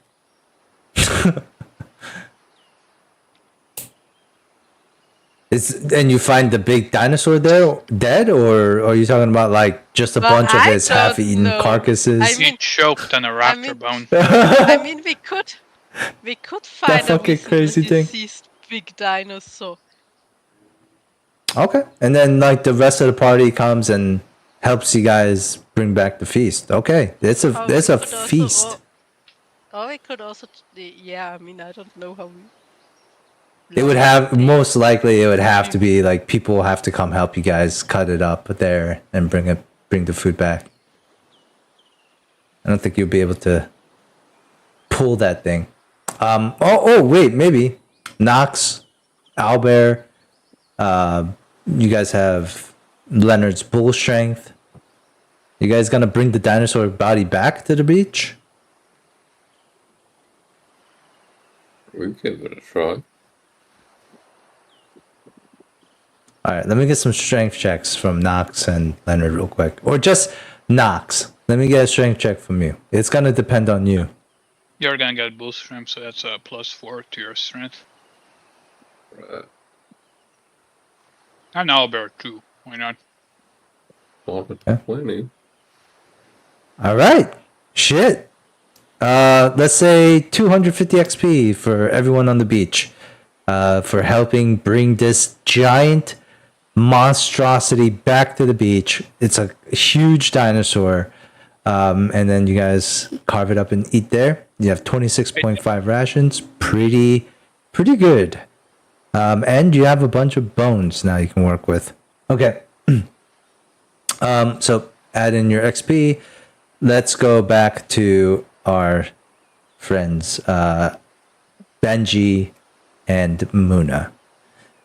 During the day, second day, you are walking along the beach, and I will say, like, how the landscape unfolds here is that, like, you definitely realize that you begin to go higher and higher. So the coastline is starting to like go up in altitude and elevation, and you get to this point where like you see where like right here where it's like kind of like a bay. You can start to make your way higher and higher to probably around like a point like around where here, where you're almost directly across from the number 2 or this camp that you heard of. And I'm gonna say because of your kind of a vantage point and I guess the lack of any scouts or guards across the bay from you, you can pretty much observe this camp unseen. And one of the things that you notice is that it's a fairly large camp. There is it's kind of like nestled underneath this river, or no, like lower from than you guys. There is a river that spans across. You do see a bridge that goes from that area across the river to like somewhere along the cliff face, like a little bit further down from where you guys are hiding. There's a wooden wall that kind of encapsulates the front of it. And you do see quite a bit of torches in the camp. You also see that there are people in the camp. They look bedraggled.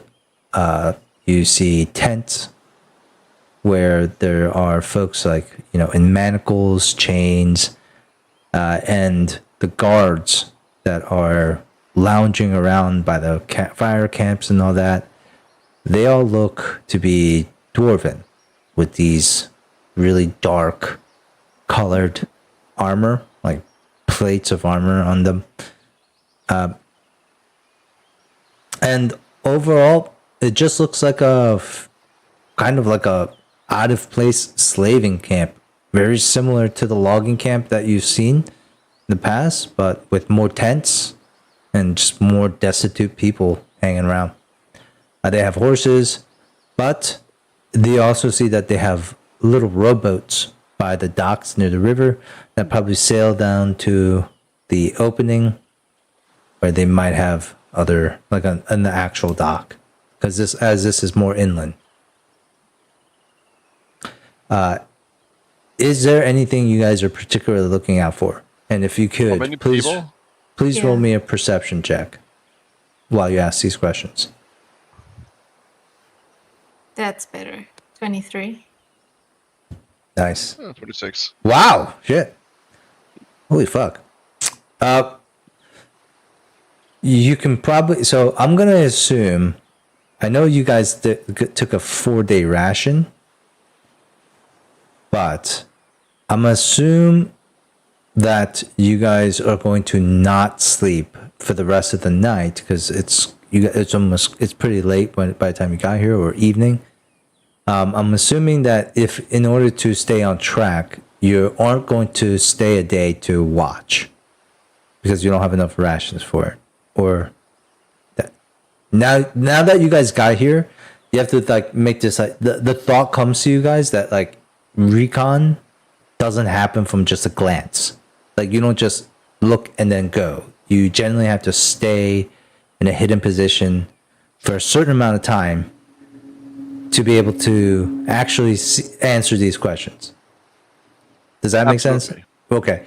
All right. So it's not like we're here, it's a game, we checked it off, we go back immediately. It's like, so I'm assuming you're going to spend the entire night looking and then make a decision in the morning whether or not to sleep or make your way back. Well, even if we stay here one day, I mean, we can go one day without a ration. It's not Yeah, gonna be yeah. nice. It's fine too, exactly. So Yeah. so these are rolls for the night, and I will say throughout the night, as you guys were watching, you saw about four dwarves here, and they seem to be the ones who are making sure that the other slaves are okay. You've seen about maybe 5 or 6 slaves. You also saw another dwarf, female, looks to be the one in charge. And from time to time, you guys realize this is a spell you have already seen work with you from time to time, and it is Dream Feast. But it seems like it's a kind of like a bootleg version of it, because like when Leonard casts it on people, it seems like there's a lot of effort and concentration that goes into it. But this lady, it's very half-assed, as if there's sometimes it fails, sometimes it doesn't. But you do recognize that she is casting this spell on some of the slaves. And the slaves are begging for it when she's going out. That's like you're like, that's pretty crazy. She can only probably cast it 2 or 3 times. Okay. And you can see that this camp is definitely designed to hold more people. There's more equipment. There's more horses. Some horses are still here, but it looks like this place held more horses. And there's probably a skeleton guard right now. But They have skeletons as guards. Oh my Oh god! no! yeah, skeleton dwarves. No, It's a pretty low crew right now, but you feel like there could be other people, and that's it. and we could not see a ship. You will have to travel down closer to all the way down back to the opening, like where. Oh right, yeah, a ship would probably be at the opening. You're right. It would be Uh, too dangerous to go inland. Yeah. Yeah. Which It you just- could. It's just too hard to know how big this one is because it's a 1 kilometer wide water. Well, I mean, I don't say it's that big. On the map, it looks big, but like the slavers are up here, like near the tip of it, where I feel like the river's really shallow. Oh, there would also it'd also be shallower parts. You're right. But if you go closer down to where Leonard put his guy, there's probably like a docks there. So you guys can also check that out if you want. But we will leave that for the next day. I will say Benji and Muna on the 8th day during the night, as you guys are watching this, would you guys sleep? Take turns? How would you handle it? I think we should take turns.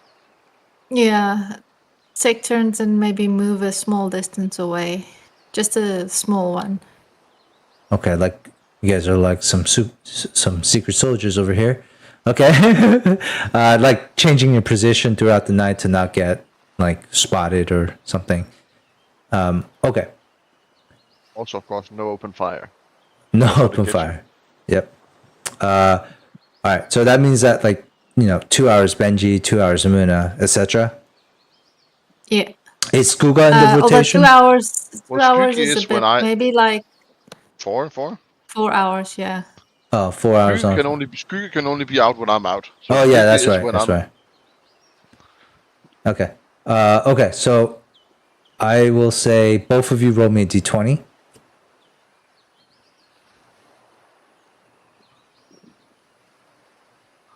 Nine! 12. 12. 12 it is. 12 it is. Give me 1 sec. 12 sharks arrive, attacking us on land. Wow. No. 9.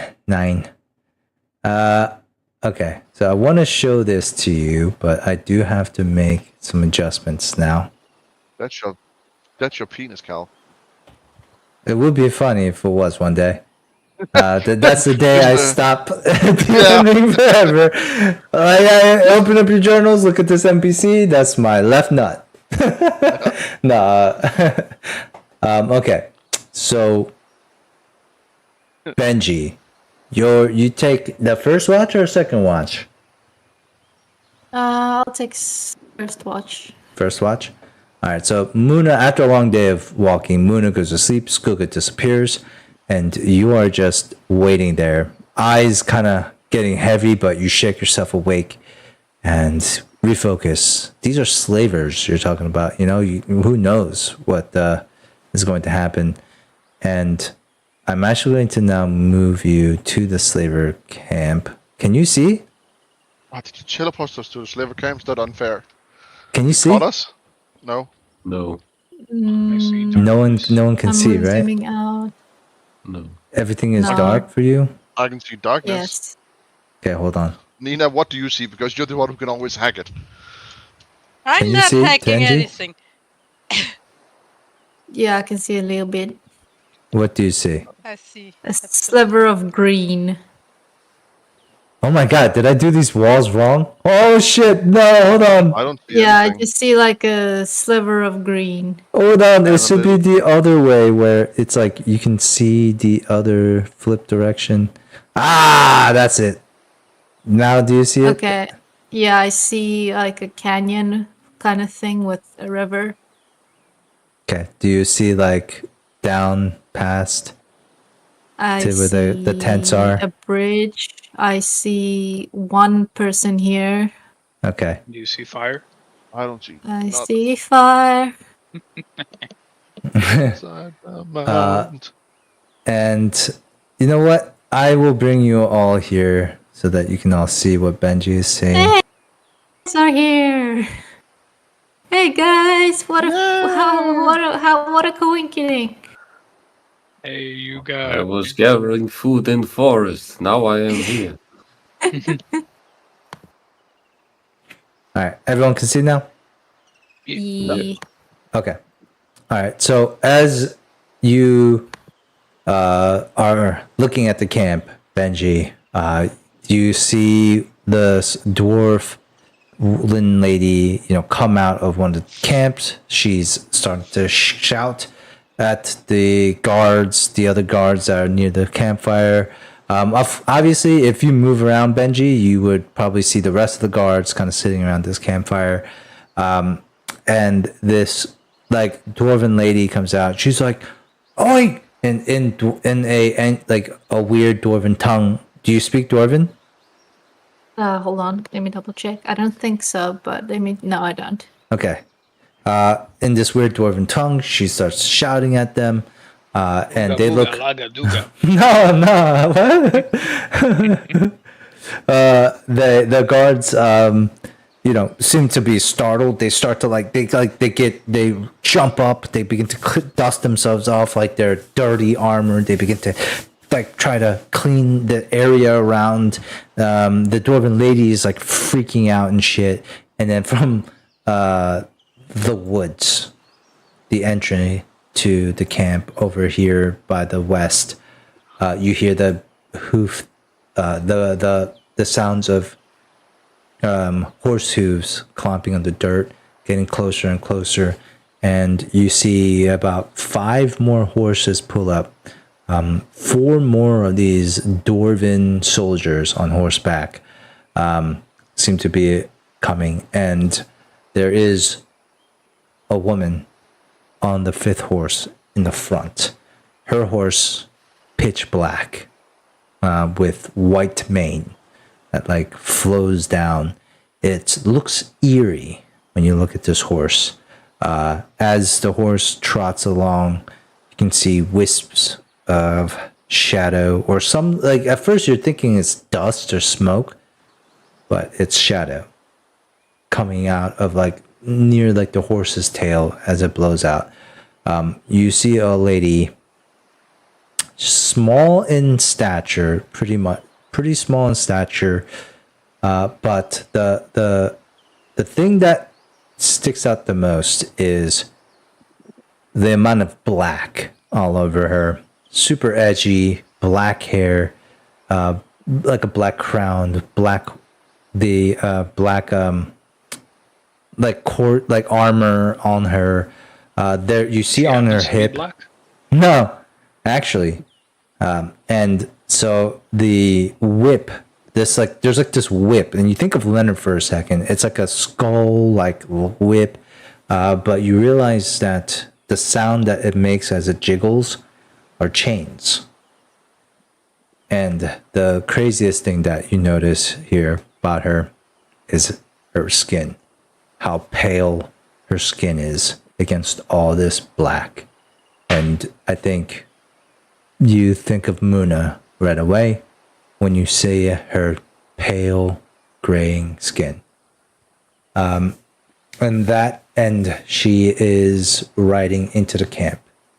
And that is where we will end the session for tonight. That's a dope looking character. Spent some time Bye looking for her. bye. I spent some time looking for her. But thank you all for playing. That was fun. Thank you for DMing. Thanks for Of DMing. course.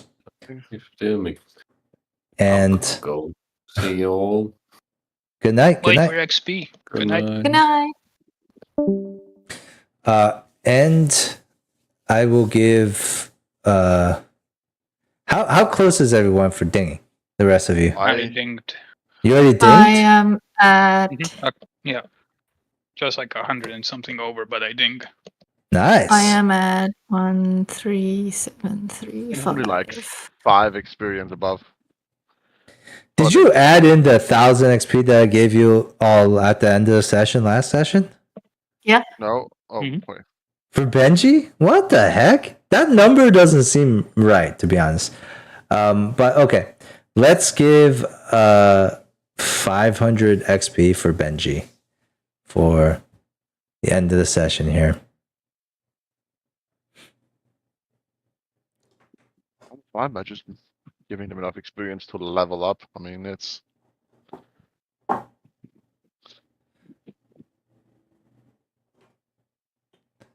I'm pretty generous with the XP though. I agree. I just, so they also...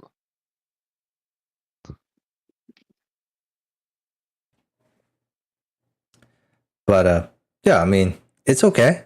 Maybe, it's a good thing because like then Ben and it has more time to think about what to level up or something. I don't know. It's great that I won't be here next week. Yay. Ah, that sucks. Oh no. I'm gonna be by myself. Wait, Ah, how shit. far are you from leveling?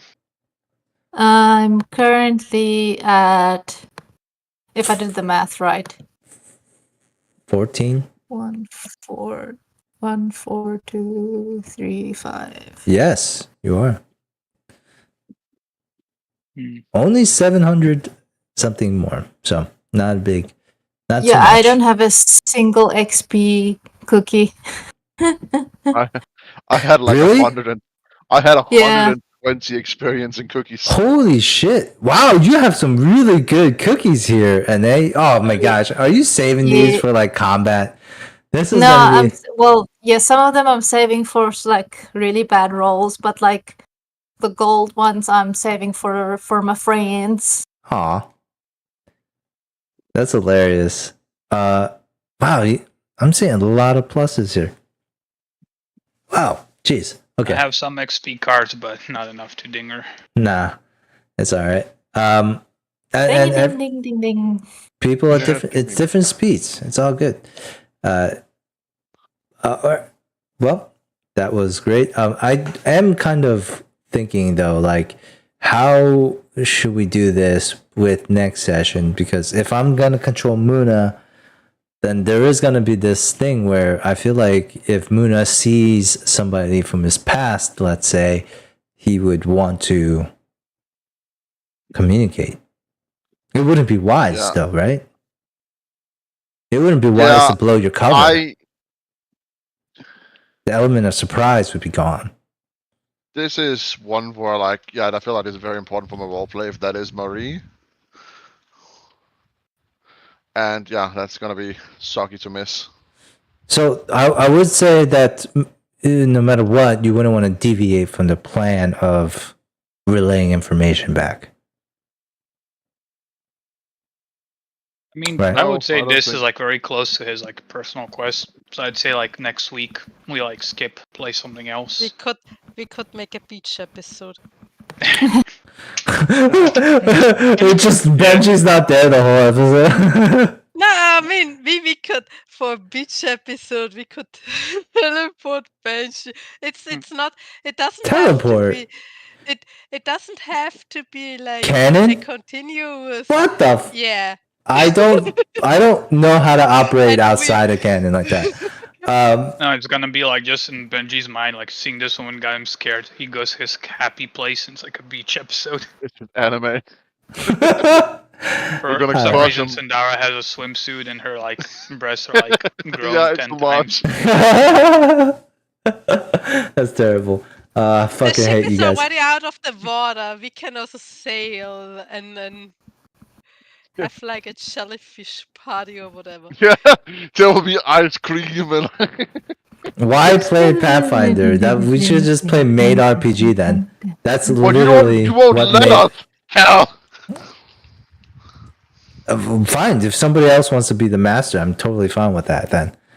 But that was uncomfortable to play that game and to run it that is- game it is- as the made master or whatever. It's terrible. Oh, I agree. hated It is it. the perfect game for one shot, but like I don't think I could imagine doing a campaign of that. Like that's just insane.